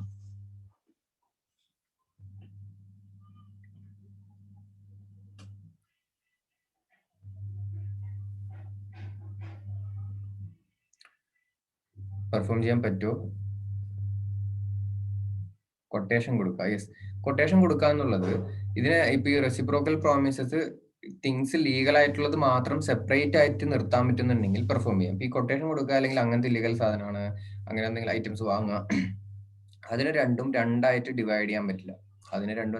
രണ്ടായിട്ട് ഡിവൈഡ് ചെയ്യാൻ പറ്റില്ല. മീൻസ് കാശ് കിട്ടുക എന്നുള്ളത്, ഞാൻ കാശ് തരാമെന്ന് പറയുന്നതിന്റെ ഇങ്ങോട്ട് കിട്ടുന്ന പ്രോമിസ് എന്താണ്, കൊട്ടേഷൻ കൊടുക്കുക എന്നുള്ളത്. അതിന് രണ്ടും രണ്ടാക്കി ഡിവൈഡ് ചെയ്യാൻ പറ്റില്ല. അങ്ങനെയുള്ളതാണെന്നുണ്ടെങ്കിൽ അത് ഇല്ലീഗലാണ്. അങ്ങനെയാണെന്നുണ്ടെങ്കിൽ ആ എഗ്രിമെന്റ് തന്നെ ഇല്ലീഗലാണെന്ന് നമ്മൾ മുമ്പ് പറഞ്ഞിട്ടുണ്ട്. പക്ഷെ ചില പ്രോമിസുകൾ ആലോചിക്കുക, ഞാൻ കാശ് കൊടുക്കുന്നു, എനിക്ക് അതിന് പകരം എന്ത് കിട്ടുന്നു, എന്തെങ്കിലും ഒരു സാധനം ലീഗലായിട്ടുള്ള കിട്ടുന്നു. പിന്നെ അതിനൊപ്പം തന്നെ വെച്ചിട്ടുണ്ട് ഞാൻ ഇതും ചെയ്യണം, അതിന്റെ ഒപ്പം തന്നെ ഞാൻ വേറെ എന്തെങ്കിലും ഒരു കാര്യം കൂടി ചെയ്യണം എന്ന് വിചാരിക്കുക. സോ ഇത് വാങ്ങണം, പകരം ഞാൻ എന്തെങ്കിലും ഇല്ലീഗൽ ആയിട്ടുള്ള ഒരു പ്രൊഡക്റ്റ് വിൽക്കുക അല്ലെങ്കിൽ ഒരു വാങ്ങുക, അങ്ങനെ എന്തെങ്കിലും 2 കാര്യങ്ങൾ ചെയ്യേണ്ടതെന്ന് വിചാരിക്കുക. അതിൽ ഒരു കാര്യം ലീഗലാണ്, ഒരു കാര്യം ഇല്ലീഗലാണെന്നുണ്ടെങ്കിൽ ലീഗൽ ആയിട്ടുള്ളത് മാത്രം ചെയ്യാം, ഇല്ലീഗൽ ആയിട്ടുള്ളത് ചെയ്യാതിരിക്കാം. പക്ഷെ ഈ ലീഗലും ഇല്ലീഗലും കൂടി ചേർന്നിട്ടാണ് ഒരു കോൺട്രാക്ട് ആവണമെന്നുണ്ടെങ്കിൽ അത് ഈ പറഞ്ഞ പോലെ കൊട്ടേഷൻ കൊടുക്കുക, അല്ലാന്നുണ്ടെങ്കിൽ ഇല്ലീഗൽ ആയിട്ടുള്ള എന്തെങ്കിലും ഐറ്റംസ് വാങ്ങുക, എന്ത് വേണമെങ്കിലും. അങ്ങനെയൊക്കെയാണെന്നുണ്ടെങ്കിൽ ഞാൻ കാശ് കൊടുക്കുന്നത് ആ സാധനം വാങ്ങാനാണ്, ഇല്ലീഗൽ ആയിട്ടുള്ള ഐറ്റം വാങ്ങാനാണെന്നുണ്ടെങ്കിൽ മൊത്തത്തിൽ ആ എഗ്രിമെന്റ് എന്തായിരിക്കും, ഇല്ലീഗൽ ആയിരിക്കും. സോ ഇപ്പൊ ഇവിടെ ഈ ഒരു കാര്യത്തിൽ ആലോചിക്കേണ്ടത്, ലീഗലും ഇല്ലീഗലും രണ്ട് കോൺട്രാക്ട് ആയിട്ട് നിർത്താൻ പറ്റുന്നതാണെങ്കിൽ ലീഗൽ മാത്രം ചെയ്യാം, ഇല്ലീഗൽ വോയിഡ് ആവും. രണ്ടും രണ്ടായിട്ട് നിർത്താൻ പറ്റില്ല എന്നുണ്ടെങ്കിൽ ആ പ്രോമിസസ് മൊത്തത്തിൽ എന്തായി മാറും, വോയിഡ് ആവും. കൊട്ടേഷൻ കൊടുക്കാൻ നല്ലൊരു എക്സാമ്പിൾ ആണ്. അപ്പൊ കൊട്ടേഷൻ കൊടുക്കുക എന്നുള്ളത് എപ്പോഴും ആലോചിക്കേണ്ടത്, ഞാൻ കൊട്ടേഷൻ കൊടുക്കുന്നു, അതായത് ഞാൻ പറഞ്ഞു ഒരാളെ തല്ലണം, അതിന് 50,000 രൂപ തരാന്ന് പറഞ്ഞു. അപ്പൊ ഞാൻ 50,000 രൂപ കൊടുക്കാന്നുള്ളതാണ് എന്ത് ചെയ്യുന്നത്, ഞാൻ കൊടുക്കുന്ന പ്രോമിസ്. എനിക്ക് ഇങ്ങോട്ട് കിട്ടുന്ന പ്രോമിസ് എന്നാണ് ഞാൻ പറയുന്ന ആളെ തല്ല എന്നുള്ളത്. സോ അത് രണ്ടാക്കി ഡിവൈഡ് ചെയ്യാൻ പറ്റില്ല, ഒരൊറ്റ ഇതാണ്. കാരണം ഞാൻ ആ കാശ് കൊടുക്കുന്നത്, ഇങ്ങോട്ട് കിട്ടുന്ന പ്രോമിസ് ഞാൻ അങ്ങോട്ട് കൊടുക്കുന്ന പ്രോമിസിനെ ബേസ് ചെയ്തിട്ടാണ്. സോ രണ്ടല്ല. ഞാൻ പറയുന്നു ഞാൻ ഈ കാശ് തരാം, എനിക്ക് അതിന് എന്തെങ്കിലും ഒരു സാധനം വേണമെന്ന് പറഞ്ഞു. രണ്ടാമത് ചെയ്യാണ്, ഞാൻ അഡീഷണലി ഈ ഒരു സാധനം കൂടി വാങ്ങാം, പകരം എനിക്ക് ഇങ്ങനെ ഒരാളെ തല്ലുകയാണെങ്കിൽ അങ്ങനെ എന്തെങ്കിലുമൊക്കെ പറയുകയാണെന്നുണ്ടെങ്കിൽ അത് രണ്ടാമത്തെ ഒരു കോൺട്രാക്ട് ആണ്. ആ ഒരു പ്രോമിസസ് വേണമെങ്കിൽ എന്ത് ചെയ്യാം, ഇല്ലീഗലാക്കാം. ഈ ഒരു പ്രോമിസ് മാത്രമായിട്ട് എന്ത് ചെയ്യാം, ലീഗലാക്കാം. സോ അതാണ് reciprocal promises to do things legal and also other things illegal. So അതും ക്ലിയർ ആണെന്ന് വിചാരിക്കുന്നു. So performance of reciprocal promises മൊത്തത്തിലൊന്ന് വായിച്ചു നോക്കുക. വായിച്ചു നോക്കിയിട്ട് എന്തെങ്കിലും ഡൗട്ട്സ് ഉണ്ടെങ്കിൽ പറയാം, ഇല്ലാന്നുണ്ടെങ്കിൽ നെക്സ്റ്റ് ടോപ്പിക്കിലേക്ക് വി ക്യാൻ മൂവ്.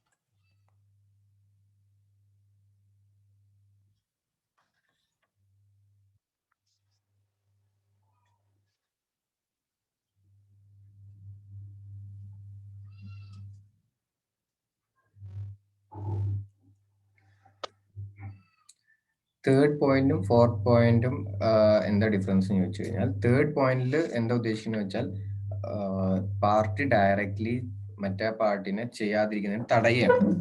ഫോർത്തില് ഇപ്പൊ എന്താ പറയുക, ഓർഡർ ഓഫ് പെർഫോമൻസിൽ പറഞ്ഞ പോലെ ഒരാൾ പെർഫോം ചെയ്തു കഴിഞ്ഞാൽ മാത്രമേ പെർഫോം ചെയ്യാൻ പറ്റുള്ളൂ എന്നുള്ളതാണ്. ഇപ്പോൾ ഈ തേർഡില് വേറൊരു എക്സാമ്പിൾ പറയുകയാണെന്നുണ്ടെങ്കിൽ, നിങ്ങൾ ഒരാളെ ഇപ്പൊ ഇങ്ങോട്ട് ഈ പറഞ്ഞ പോലെ ഇതിന് കൊണ്ടുവന്ന് വിളിച്ചു വിചാരിക്കുക, മരം ഒരു പണിക്ക് വേണ്ടി കൊണ്ടുവന്നിട്ട് വിളിച്ചു വിചാരിക്കുക.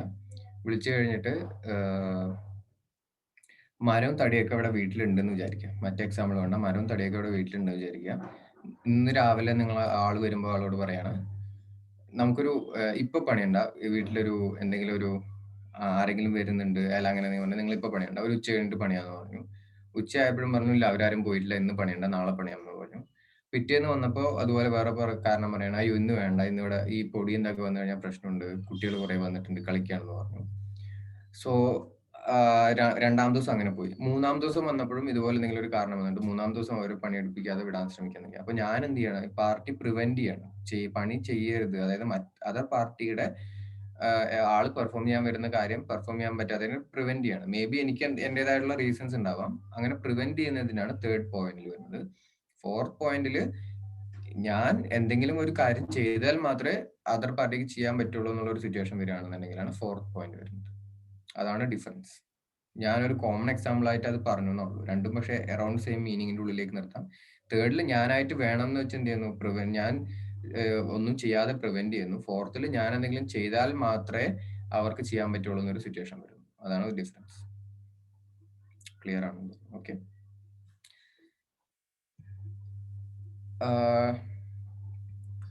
എല്ലാവർക്കും ഓക്കെ ആണെന്നുണ്ടെങ്കിൽ നെക്സ്റ്റ് ടോപ്പിക്കിലേക്ക് പോവാം.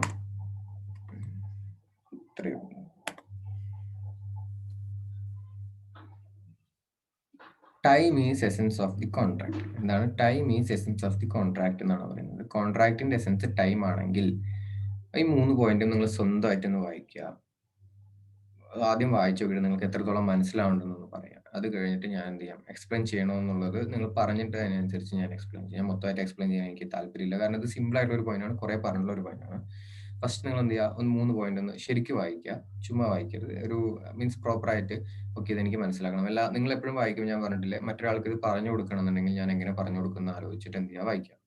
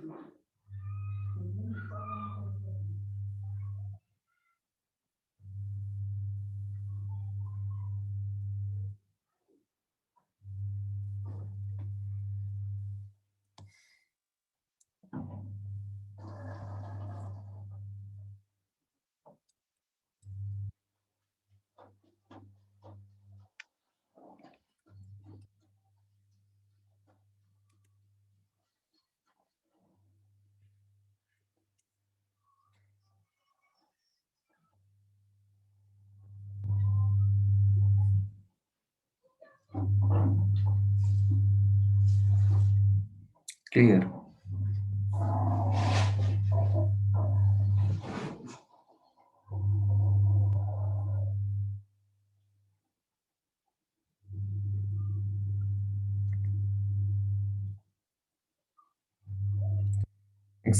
വൺ എക്സാമ്പിൾ ഫുഡ് ഡെലിവറി പറയുമല്ലോ.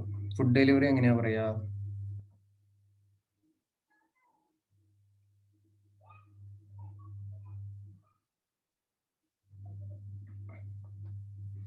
ഏത് ഫുഡ് ഡെലിവറി ഇന്ന ടൈമിനുള്ളിൽ തന്നെ വരണം, അല്ലെങ്കിൽ ചൂടോടെ കിട്ടണം, അങ്ങനെയാണോ ഉദ്ദേശിക്കുന്നത്?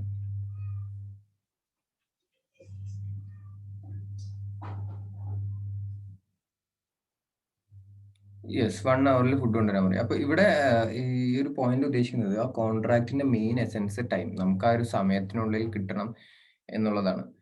അപ്പോ ഇത് ഈ പറഞ്ഞൊരു പോയിന്റ് വേണമെങ്കിൽ എന്ത് ചെയ്യാം, എടുക്കാം. അതല്ലാതെ വേറെ എന്തെങ്കിലും ഒരു എക്സാമ്പിൾ നിങ്ങൾ തന്നെ ഒന്ന് ആലോചിച്ചേ.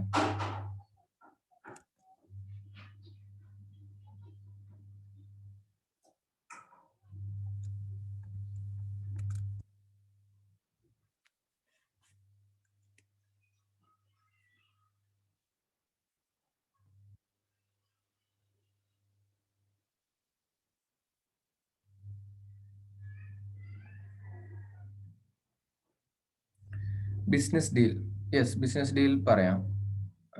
എന്ത് ടൈപ്പ് ഓഫ് ബിസിനസ് ഡീലായി ഇപ്പോൾ നമുക്കൊരു എക്സാമ്പിൾ പറയാൻ പറ്റും?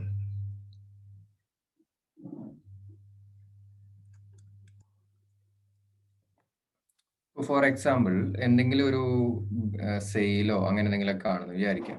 എന്തെങ്കിലും ഒരു ഐറ്റത്തിന്റെ സെയിലോ അങ്ങനെ എന്തെങ്കിലുമൊക്കെയാണ്. ആ ഒരു ഐറ്റം നിങ്ങൾ വാങ്ങാൻ വേണ്ടിയിട്ട് എന്ത് ചെയ്യാണ്, നിൽക്കുകയാണ്, എക്സ്പോർട്ട് അങ്ങനെ അങ്ങനെ എന്തെങ്കിലുമൊക്കെയാണെന്ന് വിചാരിക്കുക. സോ അവിടെ നിങ്ങളൊരു കമ്പനിക്ക് നിങ്ങൾ എന്ത് ചെയ്യാണ്, എന്തെങ്കിലും സാധനം വിൽക്കാനോ അല്ലെങ്കിൽ ടാക്സിയിൽ പോകുമ്പോൾ ഒരു പ്ലേസിൽ 1 hour എത്തിക്കുക എന്നുള്ളത് പറയുകയാണെന്നുണ്ടെങ്കിൽ യെസ്, അത് എന്ത് ചെയ്യാം, അത് ഫെയിൽ ആവാതിട്ട് നമുക്ക് എന്ത് ചെയ്യാം, അവോയ്ഡബിൾ എന്ന് പറഞ്ഞാൽ നമ്മൾ ലേറ്റ് ആയെന്ന് വെച്ചിട്ട് നമുക്ക് എന്ത് ചെയ്യാൻ പറ്റില്ല, കാശ് കൊടുക്കാതിരിക്കാനോ കോൺട്രാക്ട് വേണ്ടെന്ന് വെക്കാനോ പറ്റില്ല.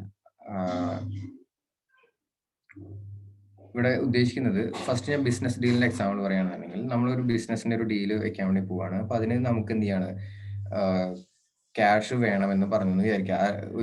നമുക്ക് കുറച്ച് കാശ് നമ്മൾ എന്ത് ചെയ്യണം, ആരുടെയെങ്കിലും കടം വാങ്ങുക അല്ലെങ്കിൽ ലോൺ എന്തെങ്കിലും ബാങ്ക് അങ്ങനെ എന്തെങ്കിലും ലോൺ എടുക്കാൻ നിൽക്കാന്ന് വിചാരിക്കുക. അപ്പൊ നമ്മൾ അവരോട് എക്സ്പ്ലിസിറ്റ്ലി പറഞ്ഞിട്ടുണ്ട്, ഈ ഒരു ഡീലിന്റെ ആവശ്യത്തിന് വേണ്ടിയിട്ടാണ് എനിക്ക് എന്ത് ചെയ്യണം, ലോൺ വേണ്ടത്. സോ ഇത്രയും വലിയൊരു ബിസിനസ് എനിക്ക് കിട്ടാനുള്ളതാണ്, അതിന് ഒരു ഇൻവെസ്റ്റ്മെന്റ് പോലെ ഒരു എമൗണ്ട് ആണ് വേണ്ടതെന്ന് പറഞ്ഞിട്ട് നിങ്ങൾ ആരോടെങ്കിലും പറഞ്ഞിട്ടുണ്ട്. മേ ബി ഒരാളോട് പറഞ്ഞിട്ടുണ്ടാവാം, അങ്ങനെ എന്തെങ്കിലും ഒരു പറഞ്ഞിട്ടെന്ന് വിചാരിക്കാം. അപ്പൊ നിങ്ങളുടെ ഷെയർസിൽ ഇൻവെസ്റ്റ് ചെയ്യുന്ന അങ്ങനെ നിങ്ങളുടെ ഒരാളോട് പറഞ്ഞിട്ടുണ്ട്, ഒരു കോൺട്രാക്ട് എൻ്റർ ചെയ്തിട്ടുണ്ട്, ഈ ഒരു ഇതിന് വേണ്ടിയിട്ട് ഇന്ന ടൈമിനുള്ളിൽ നിങ്ങൾക്ക് എന്ത് ചെയ്യാം, പേയ്മെന്റ് തരാമെന്ന് പറഞ്ഞു. അപ്പൊ നിങ്ങൾക്ക് ഇപ്പൊ 12-ാം തീയതിയാണ് ഈ ബിസിനസ് ഡീൽ നടക്കുന്നുണ്ടെങ്കിൽ 11-ാം തീയതിക്കുള്ളിൽ നിങ്ങൾക്ക് എന്ത് ചെയ്യണം, ഈ എമൗണ്ട് സെക്യൂരിറ്റി ഡെപ്പോസിറ്റ് ആയിട്ട് കെട്ടിവെക്കണം എന്നുണ്ടെങ്കിൽ അവിടെ നിങ്ങളുടെ ആ ഒരു കോൺട്രാക്ടിന് മേജർ എസൻസ് എന്നാണ്, കാശ് കിട്ടുക എന്നുള്ളത് ഉണ്ടെങ്കിൽ പോലും ഈ ഒരു ടൈമിനുള്ളിൽ കിട്ടുക എന്നുള്ളതാണ് അവിടെ ഏറ്റവും ഇമ്പോർട്ടൻറ്റ്. ഇപ്പോൾ 11-ാം തീയതി സെക്യൂരിറ്റി ഡെപ്പോസിറ്റ് കെട്ടിവെക്കണം, നിങ്ങൾ 12-ാം തീയതി ഡീലാണ്, നിങ്ങൾക്ക് കാശ് തരുന്നത് 12-ാം തീയതി രാത്രി അല്ലെങ്കിൽ 13-ാം തീയതി രാവിലെ ആണെന്നുണ്ടെങ്കിൽ, ഇന്ന് രാത്രി അല്ലെങ്കിൽ നാളെ രാവിലെ ആണെന്നുണ്ടെങ്കിൽ, ആ ഒരു കോൺട്രാക്ടിന്റെ മേജർ എസൻസ് നിങ്ങൾക്ക് എന്താണ്, 11-ാം തീയതി രാത്രിക്കുള്ളിൽ കാശ് കിട്ടുക എന്നുള്ളതാണ്. അങ്ങനെയാണെങ്കിൽ അത് ഫെയിൽ ആയി കഴിഞ്ഞാൽ പിന്നെ നിങ്ങൾക്ക് ആ കോൺട്രാക്റ്റുമായിട്ട് മുന്നോട്ട് പോകേണ്ട ആവശ്യമുണ്ടോ? പിന്നെ ആ കോൺട്രാക്റ്റുമായിട്ട് നിങ്ങൾക്ക് മുന്നോട്ട് പോകേണ്ട ആവശ്യമുണ്ടോ? കാരണം ആ പറഞ്ഞ ടൈമിനുള്ളിൽ എന്ത് ചെയ്തിട്ടില്ല, പ്രോമിസർ പറഞ്ഞിട്ടുള്ള കാര്യം അല്ലെങ്കിൽ പ്രോമിസ് പറഞ്ഞിട്ടുള്ള ഒരു കാര്യം ചെയ്യാൻ പറ്റിയിട്ടില്ല, ഒരു സർട്ടൻ ടൈമിൽ പറഞ്ഞെങ്കിൽ അതിനോട് ചെയ്യാൻ പറ്റില്ല എന്നുണ്ടെങ്കിൽ ആ കോൺട്രാക്ട് എന്താണ്, വോയിഡബിൾ ആണെന്ന് പറയുന്നത്. എന്ന് വെച്ചാൽ എനിക്ക് ആ കോൺട്രാക്റ്റ് ആയിട്ട് ഇനി മുന്നോട്ട് പോകണോ വേണ്ടെന്നുള്ളത് ഞാൻ എന്ത് ചെയ്യാം, തീരുമാനിക്കാം എന്നുള്ളതാണ് പറയുന്നത്. എനിക്ക് ആ കോൺട്രാക്ട് മുന്നോട്ട് പോകണോ വേണ്ടെന്നുള്ളത് ഞാൻ എന്ത് ചെയ്യാം, തീരുമാനിക്കാം എന്നുള്ളതാണ് പറയുന്നത്. ഒരു എക്സാമ്പിൾ. അടുത്തൊരാൾ പറഞ്ഞു എക്സ്പോർട്ടിങ് എന്നുള്ളത് പറഞ്ഞു. ഇപ്പൊ ഈ എക്സ്പോർട്ടിങ് ചെയ്യാന്ന് പറഞ്ഞിട്ട് നമ്മൾ പറയാണ്, എനിക്ക് ഇത്ര ടൈമിനുള്ളിൽ എത്തിക്കാൻ പറ്റുമോ എന്നുള്ളത് നമ്മൾ എന്ത് ചെയ്യണം, ചോദിക്കുകയാണ്. ഇത്ര ടൈമിനുള്ളിൽ ഒരു സാധനം എക്സ്പോർട്ട് ചെയ്യണം അല്ലെങ്കിൽ ഇത്ര ടൈമിനുള്ളിൽ ഒരു സാധനം ഇമ്പോർട്ട് ചെയ്യണം എന്ന് പറഞ്ഞു. അപ്പോൾ എനിക്കിത് ടൈം സെൻസിറ്റീവ് ആണ്, കാരണം ഇത് ഡിലേ ആയി കഴിഞ്ഞാൽ മേ ബി എന്തെങ്കിലും ഫുഡ് പ്രൊഡക്റ്റ് അങ്ങനെയെങ്കിലും എന്തൊക്കെയാണെന്ന് വിചാരിക്കുക, ഡിലേ ആയി കഴിഞ്ഞാൽ അത് എന്ത് ചെയ്യും, നശിച്ചു പോകും, അങ്ങനെ എന്തെങ്കിലും ആണെന്ന് വിചാരിക്കുക. സോ അത്തരം സിറ്റുവേഷനിൽ നമ്മളൊരു ലോജിസ്റ്റിക്സ് കമ്പനീൻ്റെ അടുത്ത് പോയിട്ട് ഇതെല്ലാം ഏൽപ്പിച്ചു. അവരുടെ ഭാഗത്ത് നിന്ന് എന്തെങ്കിലും കുറച്ച് ഡിലേ വന്നിട്ട് ആ ഫുഡ് പകുതി എന്തായി പോയി, അങ്ങനെ എന്തെങ്കിലും കേടായി പോയിട്ടുണ്ടെങ്കിൽ അവിടെ നമുക്ക് എന്ത് ചെയ്യാം, കോമ്പൻസേഷൻ ചോദിക്കാം. ഈ ടാക്സിയുടെ കേസിൽ നമുക്ക് ഞാൻ ചെയ്യാൻ പറ്റില്ല എന്നല്ല പറഞ്ഞത്. പക്ഷെ അത് ഡിലേ ആയെന്ന് വെച്ചിട്ട് നമുക്ക് ആ കോൺട്രാക്ട് വോയിഡ് ആക്കിയിട്ട് ഇറങ്ങി വരാൻ പറ്റില്ല. നമ്മൾ എനിവേ എന്ത് ചെയ്യേണ്ടി വരും, ക്യാഷ് കൊടുക്കേണ്ടി വരും. മേ ബി ചിലപ്പോൾ കുറച്ച് കൊടുക്കും, അങ്ങനെ എന്തെങ്കിലുമൊക്കെ ചെയ്യാൻ പറ്റുമെന്ന് വിചാരിക്കാം. പക്ഷെ അത് ഡിപ്പെൻസ്, അത് ആ ഒരു ട്രാഫിക് എന്തൊക്കെ ഡിപ്പെൻഡ് ചെയ്തിട്ട് അങ്ങനെ ഇരിക്കും, നമുക്കത് പറ്റില്ല. വേറൊരു എക്സാമ്പിൾ നമുക്ക് ചെയ്യാൻ പറ്റുക എന്നുള്ളതിൽ, എന്തെങ്കിലും ഒരു അർജന്റ് ആയിട്ടുള്ള ഒരു മെഡിസിൻ അങ്ങനെ എന്തെങ്കിലുമൊക്കെ നമ്മളിപ്പോൾ ഓൺലൈനിൽ കിട്ടുമല്ലോ, അത് ഓർഡർ ചെയ്തു എന്ന് വിചാരിക്കാം. ഓർഡർ ചെയ്തു, നമുക്ക് ഇന്നാണ് കിട്ടേണ്ടത്, ഇന്നാ കിട്ടിയിട്ടില്ല എന്നുണ്ടെങ്കിൽ ആ ഒരു ഡോസ് എടുക്കാൻ പറ്റില്ല. നമ്മൾ പുറത്തുനിന്ന് പോയിട്ട്, അപ്പോൾ ആ ഒരു സമയത്തിനുള്ളിൽ നമുക്ക് ഓൺലൈനിൽ ഓർഡർ ചെയ്തിട്ട് ഡെലിവറി കിട്ടിയില്ല. നമ്മൾ എന്ത് ചെയ്തു, പുറത്തുനിന്ന് പോയിട്ട് ഒരു മെഡിക്കൽ ഷോപ്പിൽ നിന്നോ അല്ലെങ്കിൽ ഒരു ക്ലിനിക്കിൽ നിന്നോ പോയിട്ട് ആ ഡോസ് എടുത്തു. ആ ഡോസ് എടുത്ത് തിരിച്ച് വന്നിട്ട് വൈകുന്നേരമാണ് നമുക്ക് ആ ഒരു ഇത് കിട്ടുന്നുണ്ടെങ്കിൽ, വേണമെങ്കിൽ ആ മെഡിസിൻ നമുക്ക് എന്ത് ചെയ്യാം, വാങ്ങിച്ചു വെക്കാം അടുത്ത ആഴ്ചത്തെ അല്ലെങ്കിൽ അടുത്ത ദിവസത്തെ ഡോസിന് വേണ്ടിയിട്ട്. അല്ലാന്നുണ്ടെങ്കിൽ നമുക്ക് എന്ത് ചെയ്യാം, വേണ്ട എന്ന് പറഞ്ഞിട്ട് ആ ഓർഡർ ക്യാൻസൽ ചെയ്യാം. അത് നമ്മളുടെ ഓപ്ഷൻ. സോ ബിസിനസ് ഡീലിന് നമുക്കൊരു ഓപ്ഷനാണ് ഇത്, നമുക്ക് എന്താണ്, ഒരു ഓപ്ഷനാണ്. അതാണ് ഇവിടെ എക്സാമ്പിൾ ആയിട്ട് പറയേണ്ടത്. അങ്ങനത്തെ ഒരു എക്സാമ്പിൾ ആലോചിക്കുക. ഓക്കെ, ആ കോൺട്രാക്ടിന്റെ നമുക്ക് ഇന്ന സമയത്തിനുള്ളിൽ തന്നെ അത് ചെയ്യണം, എന്നാൽ മാത്രമേ നമുക്ക് മുന്നോട്ട് പോകാൻ പറ്റുള്ളൂ എന്നുള്ള രീതിയിലുള്ള കോൺട്രാക്ട് ആവണം എന്നുള്ളത് ആലോചിക്കുക. നിങ്ങൾ പറഞ്ഞത് തെറ്റല്ല, പക്ഷെ ഒന്നും കൂടി ഈ ഒരു നമുക്കത് കിട്ടിയില്ല എന്നുണ്ടെങ്കിൽ കോൺട്രാക്ട് വോയിഡബിൾ ആവും എന്നുള്ള രീതിയിലുള്ള എക്സാമ്പിൾസ് ആലോചിക്കുക. നിങ്ങൾ പറഞ്ഞതെല്ലാം ടൈം എസൻസ് ആയിട്ടുള്ള കോൺട്രാക്റ്റുകൾ തന്നെയാണ്, പക്ഷെ അത് ഈ പറയുന്ന പോലെ വോയിഡബിൾ ആക്കാൻ പറ്റുന്ന ടൈപ്പിലുള്ള കോൺട്രാക്റ്റുകൾ ആലോചിക്കുക. സോ നിങ്ങൾക്ക് ക്ലിയർ ആയെന്ന് വിചാരിക്കുന്നു. ഒരു പാർട്ടി ഒരു പ്രോമിസ് ചെയ്യുന്നു എന്തെങ്കിലും ചെയ്യാമെന്ന് പറഞ്ഞിട്ട് ആ ഒരു ടൈമിനുള്ളിൽ ചെയ്യാൻ പറ്റിയില്ല, അങ്ങനെയാണെങ്കിൽ ആ കോൺട്രാക്ട് എന്താണ്, വോയിഡബിൾ ആണ്.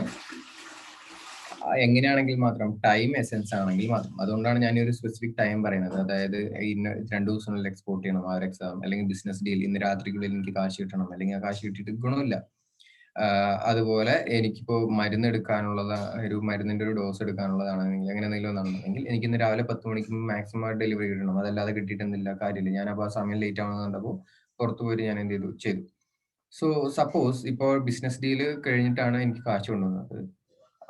ആ കാശ് കൊണ്ടുവന്നിട്ട് ഞാൻ അക്സെപ്റ്റ് ചെയ്ത് കഴിഞ്ഞാൽ പിന്നെ വീണ്ടും അയാളുടെ അടുത്ത് എനിക്ക് കോമ്പൻസേഷൻ തരണം എന്ന് പറയാൻ പറ്റില്ല. അപ്പൊ അതുപോലെ ഞാൻ ഈ ഒരു മരുന്ന് എനിക്ക് കൊണ്ടുവന്നു, ആ മരുന്ന് ഞാൻ അക്സെപ്റ്റ് ചെയ്ത് കഴിഞ്ഞാൽ എനിക്ക് പിന്നെ വീണ്ടും എനിക്ക് അതിന് നഷ്ടപരിഹാരം വേണമെന്ന് പറയാൻ പറ്റില്ല.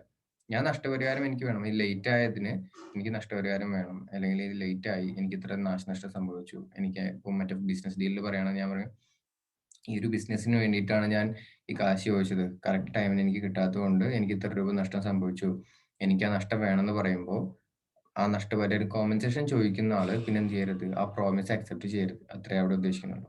അതാണ് third point. If promise accepts any voidable agreement, ആ വോയിഡബിൾ ആയിട്ടുള്ള എഗ്രിമെന്റിൽ ചെയ്യാവുന്ന കാര്യം അക്സെപ്റ്റ് ചെയ്ത് കഴിഞ്ഞാൽ he cannot afterward claim compensation for any loss. അങ്ങനെ അക്സെപ്റ്റ് ചെയ്ത് കഴിഞ്ഞാൽ പിന്നെ ലോസ് ക്ലെയിം ചെയ്യാൻ പറ്റില്ല. അതായത് ആ കാശ് ഞാൻ വാങ്ങിച്ചു കഴിഞ്ഞാൽ ഫസ്റ്റത്തെ ബിസിനസ് ഡീലിൽ, അല്ലാതെ ഞാൻ ആ മരുന്ന് വാങ്ങിച്ചു കഴിഞ്ഞാൽ ആ സെക്കൻഡ് ബിസിനസ് ഡീലിൽ, അതല്ലാതെ ഇപ്പോൾ ഈ എക്സ്പോർട്ടിന്റെ കേസിൽ പറയുകയാണെങ്കിൽ ഈ ഒരു 2 ദിവസം എന്നുള്ളത് 3 ദിവസം കഴിഞ്ഞിട്ട് അയച്ചു, ഞാനത് അന്ന് എന്ത് ചെയ്തു, അക്സെപ്റ്റ് ചെയ്തു. ഓക്കെ, ഇത് അവിടെ ഡെലിവറി ചെയ്ത് കഴിഞ്ഞു. പക്ഷെ ഈ 3 ദിവസം ആയതിന് അവിടുത്തെ കോമ്പൻസേഷൻ എന്ന് പറഞ്ഞാൽ ഡിലേ ആയതിനുള്ള വേറെ കോൺട്രാക്റ്റിൽ അങ്ങനെ എന്ത് ചെയ്യാം, ഒരു എനിക്ക് നഷ്ടം പരിഹാരം വേണം എന്നിട്ട് എന്ത് ചെയ്യാം, ക്ലെയിം ചെയ്യാൻ പറ്റുമോ എന്ന് ചോദിച്ചാൽ അവരെന്തെങ്കിലും ഒരു പ്രോമിസ് പറഞ്ഞു, ആ പ്രോമിസ് നമ്മളപ്പോൾ എന്ത് ചെയ്യരുത്, അക്സെപ്റ്റ് ചെയ്യാതിരുന്നാൽ മാത്രമേ നമുക്ക് എന്ത് ചെയ്യാൻ പറ്റുള്ളൂ, ലോസ് ക്ലെയിം ചെയ്യാൻ പറ്റുള്ളൂ എന്നുള്ളതാണ് പോയിന്റ്. ഓക്കെ, അപ്പൊ ഈ എക്സ്പോർട്ടിംഗ് എന്നുള്ളത് ലോസ് ക്ലെയിം ചെയ്യുന്നതിൽ എത്രത്തോളം ആക്ട് ആണ് എക്സാമ്പിൾ എന്നുള്ളത് എനിക്കറിയില്ല. ബിസിനസ് ഡീലും ഈ പറയുന്ന മരുന്നിന്റെ ഡെലിവറിയും നമുക്ക് എന്ത് ചെയ്യാം, എക്സാമ്പിൾ ആയിട്ട് അതായിരിക്കും ഒന്നും കൂടി ബെറ്റർ.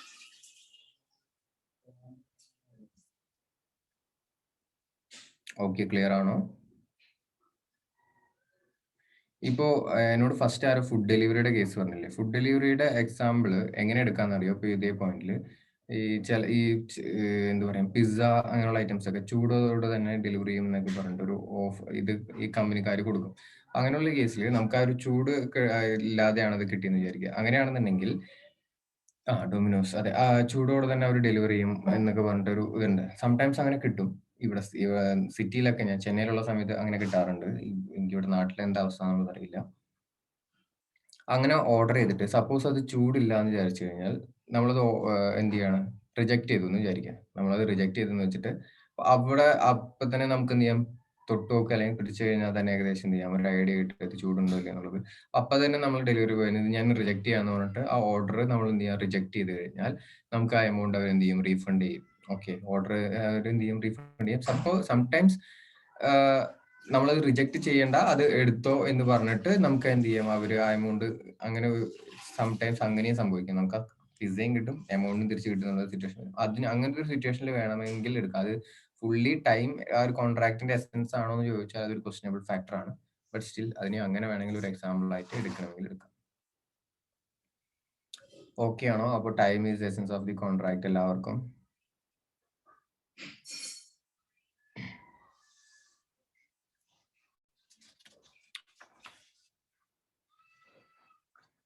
ഓക്കെ ആണെന്ന് വിചാരിക്കുന്നു. ഇന്ന് കുറച്ചധികം ടോപ്പിക് എടുത്ത പോലെ ഒരു ഫീലിംഗ് ഉണ്ട്.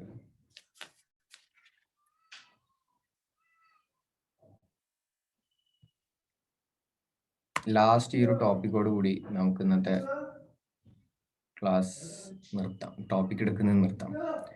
ലാസ്റ്റ് ഒരു ടോപ്പിക്കാണ് അപ്രോപ്രിയേഷൻ ഓഫ് പേയ്മെന്റ്സ്. ഇത് ഭയങ്കര ഈസി ആയിട്ടുള്ള ഒരു ടോപ്പിക്കാണ്.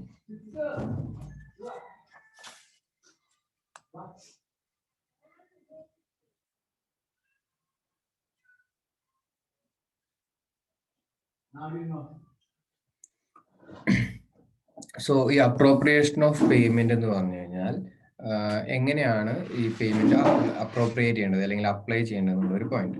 സോ ഇത് എവിടെയാണ് ഏറ്റവും കൂടുതൽ ഇമ്പോർട്ടന്റ് ആവുന്നത് വെച്ച് കഴിഞ്ഞാൽ, ഇപ്പൊ ഈ ഒരു ബിസിനസ്സുകളിലൊക്കെ കുറെ ഒരു കമ്പനി അവരുടെ ഇൻവോയ്സ്, ഒരു കമ്പനി എന്തെങ്കിലും സർവീസ് ചെയ്ത് വാങ്ങുന്നു ഒരു ബിസിനസ്സിൽ നിന്ന്, ഒരു വേറൊരു കമ്പനി സർവീസ് പ്രൊവൈഡ് ചെയ്യുന്ന ഒരു കമ്പനിയാണെന്ന് വിചാരിക്കാം.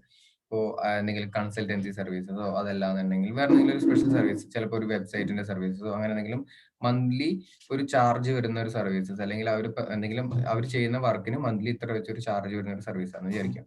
അല്ലെങ്കിൽ അത് വേണ്ട, അത് ഭയങ്കര കോംപ്ലിക്കേറ്റഡ് ആണ് നിങ്ങളോട് പറയുമ്പോൾ. നിങ്ങൾ ആലോചിക്കാം ആരിനെടുക്കാം. ഓക്കെ, അനസ് എൻ്റെ കയ്യിൽ നിന്ന് കാശ് കടം വാങ്ങിക്കുന്നു വിചാരിക്കാം.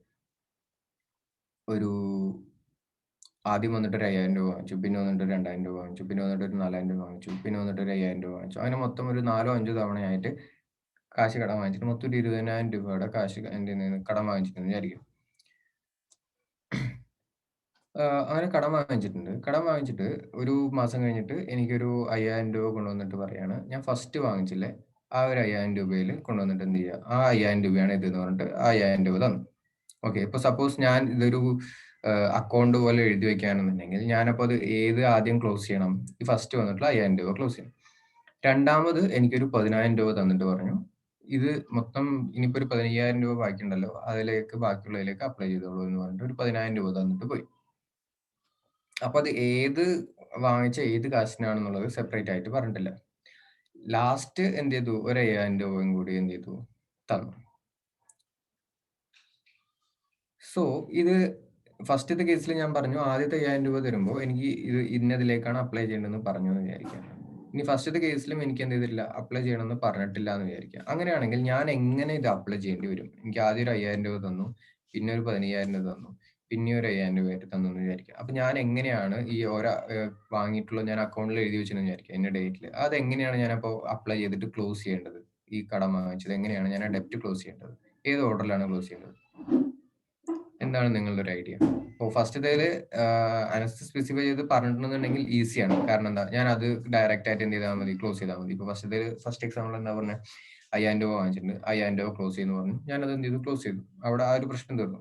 ഒന്നും പറഞ്ഞിട്ടില്ലെങ്കിലാണ് ഈ ഒരു പ്രശ്നം വരിക. അപ്പൊ എങ്ങനെയാണ് ഞാൻ ക്ലോസ് ചെയ്യേണ്ടത്? ഇത് എത്രയൊക്കെയാണെന്നുള്ളത് ഇപ്പൊ ഒരു 4 എമൗണ്ടുകൾ ആലോചിക്കുക. ഫസ്റ്റ് ഒരു 5000, സെക്കൻഡ് ഒരു 3000, പിന്നെ ഒരു 2000, പിന്നെ ഒരു 4000, പിന്നെ ഒരു 6000. 5000, 3000, 2000, 4000, 6000. ഓക്കെ, ആദ്യം അതെ ടോട്ടലിന് എന്ന് പറഞ്ഞാൽ ടോട്ടൽ ആയിട്ട് ഞാൻ എന്ത് ചെയ്തു, ഇത്ര കിട്ടിയെന്ന് പറഞ്ഞിട്ട് ഞാൻ അങ്ങനെ അപ്ലൈ ചെയ്യാം. അപ്പോ ഫസ്റ്റത്തെ ഓപ്ഷൻ എന്താ പറഞ്ഞത്, ആദ്യം ഒരു 5000 രൂപ തന്നിട്ട് പറഞ്ഞു ഇത് 5000-ന് അപ്ലൈ ചെയ്യുന്ന പറഞ്ഞു. ആദ്യം വാങ്ങിച്ചിട്ടുള്ള 5000-ന് ഞാനിത് അപ്ലൈ ചെയ്തു. പിന്നെ ഒരു 10,000 രൂപ തന്നു, പിന്നെ എത്രയായിരുന്നു, പിന്നെ ഒരു 3000 ഉണ്ട്, പിന്നെ ഒരു 2000 ഉണ്ട്, പിന്നെ ഒരു 4000 ഉണ്ട്, പിന്നെ ഒരു 6000 ഉണ്ട്. അപ്പം ഞാൻ എന്ത് ചെയ്തു, ഈ 4000 6000 കൂടി മൊത്തം 10,000 രൂപ ഞാൻ അപ്ലൈ ചെയ്തു. എന്റെ ഇഷ്ടത്തിന് ഞാൻ അപ്ലൈ ചെയ്തു. ബാക്കിയുള്ള 5000 ബാക്കിയുള്ളതിന് എന്ത് ചെയ്തു, ആ ഒരു ഇതിലും അപ്ലൈ ചെയ്തു. സോ ഈ അപ്രോപ്രിയേഷൻ ഓഫ് പേയ്മെന്റിൽ പറയുന്നത് എന്താ വെച്ച് കഴിഞ്ഞാൽ, ഈ കടം വാങ്ങിയിട്ടുള്ള ആള് പറയാണ് ഏതിലേക്കാണ് അപ്ലൈ ചെയ്യണമെന്ന് പറഞ്ഞു കഴിഞ്ഞാൽ അതിനെന്ത് ചെയ്യണം, അപ്ലൈ ചെയ്യണം.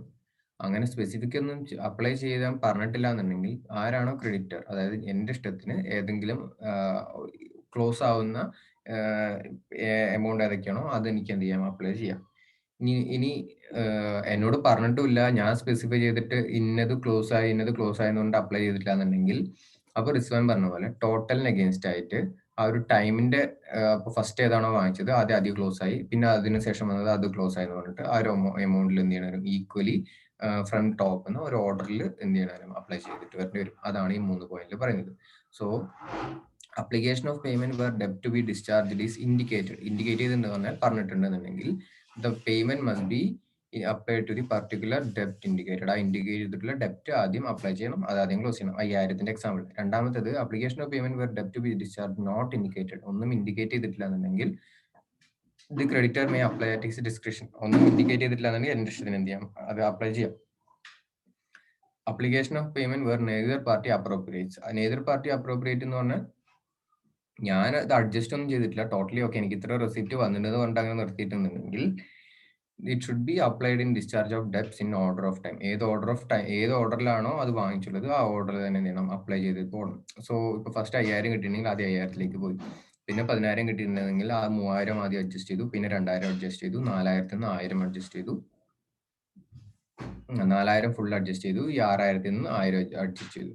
അങ്ങനെ അത് അഡ്ജസ്റ്റ് ചെയ്യണം. ബാക്കി 5000 ഉണ്ട് എന്നുള്ളത് കാണിക്കണം. പിന്നെ ബാക്കി വരുമ്പോൾ അങ്ങനെ എന്ത് ചെയ്യണം, അഡ്ജസ്റ്റ് ചെയ്യണം. ഓക്കെ, സോ സ്പെസിഫൈ ചെയ്ത് പറഞ്ഞിട്ടുണ്ടെന്നുണ്ടെങ്കിൽ അങ്ങനെ, ഇല്ലാന്നുണ്ടെങ്കിൽ നോർമൽ. ഇത് എന്തിനാണ് ഇങ്ങനെ ഒരു പോയിന്റ് ഇവിടെ ഇമ്പോർട്ടൻസ് എന്ന് വെച്ച് കഴിഞ്ഞാൽ, സംടൈംസ് ഒരു കമ്പനി മറ്റൊരു കമ്പനിക്ക് നിറയെ ഇൻവോയ്സസ് ഇഷ്യൂ ചെയ്യും. ചിലപ്പോൾ 10 ഇൻവോയ്സ് 15 ഇൻവോയ്സ് ഒക്കെ ഇഷ്യൂ ചെയ്യും.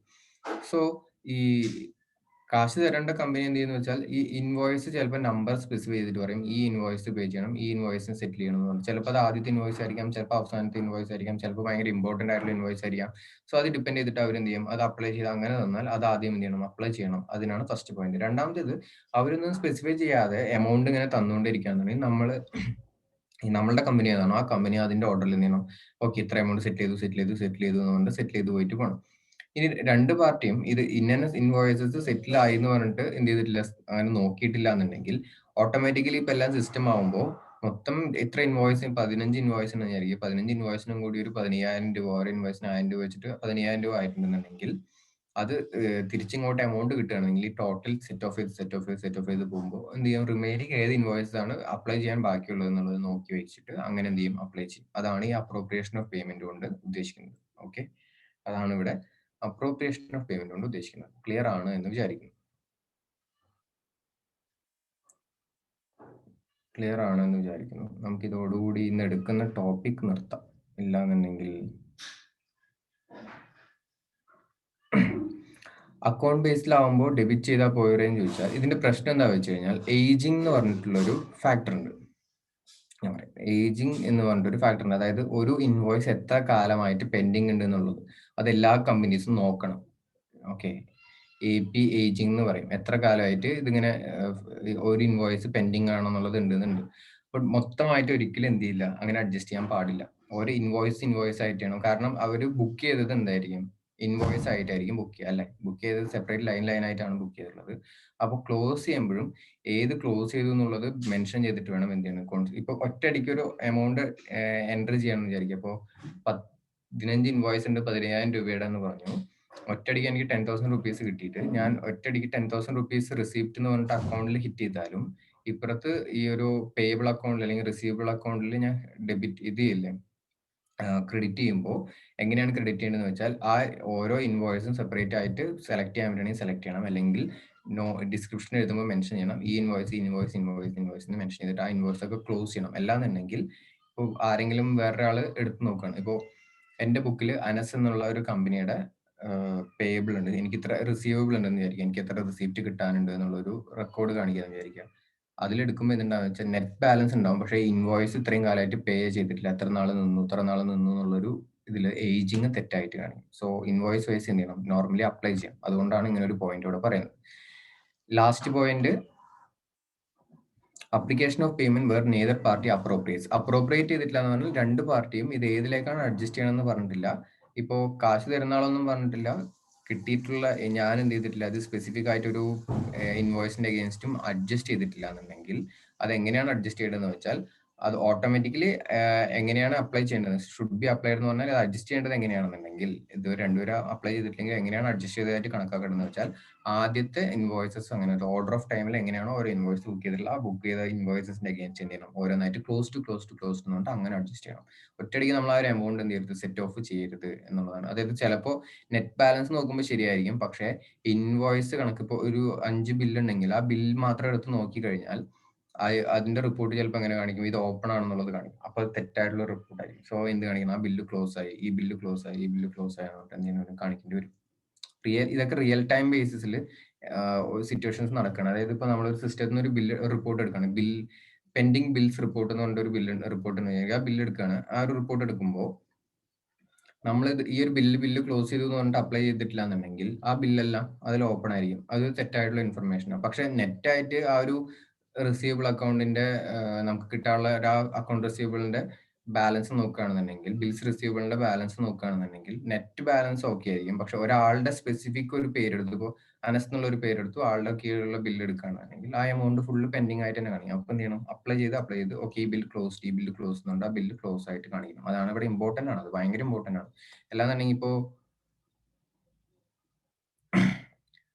സ്പെസിഫൈ ചെയ്തിട്ടില്ല എന്നുണ്ടെങ്കിൽ ക്രോണോളജിക്കൽ ഓർഡർ അല്ല, അതിന്റെ ടൈം വെച്ചിട്ട്. ഇപ്പോ ജനുവരിയിൽ ഒരു ബില്ലുണ്ട്, ഫെബ്രുവരിയിൽ, അങ്ങനെ എല്ലാ മാസവും ഓരോ ബില്ലാണെന്നുണ്ടെങ്കിൽ ആദ്യം പോയിട്ട് മെയ് മാസത്തെ ബില്ല് അപ്ലൈ ചെയ്തിട്ട് ആദ്യം നമ്മൾ ജനുവരിയിലെ ബില്ല്, അത് കഴിഞ്ഞിട്ട് ഫെബ്രുവരിയിലെ ബില്ല്, പിന്നെ മാർച്ച്, പിന്നെ ഏപ്രിൽ, അങ്ങനെ അപ്ലൈ ചെയ്യണം. ആ ഒരു ഓർഡറിൽ. ക്രോണോളജിക്കൽ എന്ന് പറഞ്ഞാൽ ഏത് ക്രോണോളജി ആണെന്നുള്ളത് ആലോചിക്കേണ്ടി വരും. ഡേറ്റിന്റെ ക്രോണോളജിക്കൽ ഓർഡർ ആണെങ്കിൽ ഓക്കെ. നെയിമോ അങ്ങനെയുള്ള ക്രോണോളജിക്കൽ ഓർഡർ ആവരുത്. ഓക്കെ ആണോ?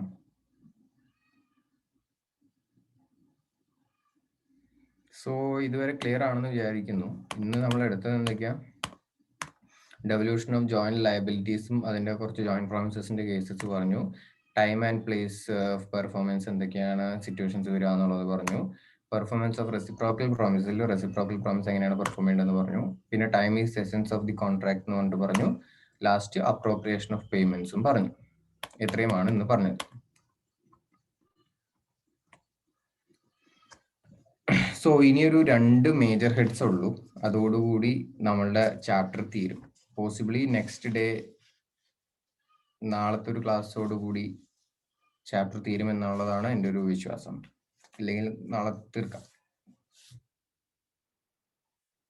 ഇന്ന് ഗ്രൂപ്പിന്റെ ഒരു പരിപാടി വേണോ? കാരണം എനിക്കിന്ന് വലിയൊരു ഇൻട്രസ്റ്റ് ഇല്ല ഇന്നത്തെ ഒരു ദിവസം. പിന്നെ നമ്മളുടെ പാർട്ടിസിപ്പൻസിന്റെ എണ്ണം ഞാനത് പറയുമ്പോഴേക്കും എന്താ കുറഞ്ഞു വരികയാണ്. 55 ഉണ്ടായിരുന്നത് 2 മിനിറ്റ് ആകുമ്പോഴേക്കും കുറഞ്ഞു വരികയാണ്. സോ പലർക്കും ഇതിനോട് ഒട്ടും താല്പര്യമില്ലാത്ത ആളുകളുണ്ട്. സോ ഇന്ന് വേണ്ട, നാളെ നമുക്ക് ആക്കാം. ഓക്കെ, ഇന്നപ്പോൾ ഒരു ഇത്തിരി നേരത്തെ, കഴിഞ്ഞ ദിവസമൊക്കെ ഇത്തിരി ലേറ്റ് ആയിട്ടല്ലേ നിങ്ങൾക്ക് ക്ലാസ് വിട്ടുന്ന, ഇത്തിരി നേരത്തെ ക്ലാസ് വിട്ടാണ്, 10 മിനിറ്റ്.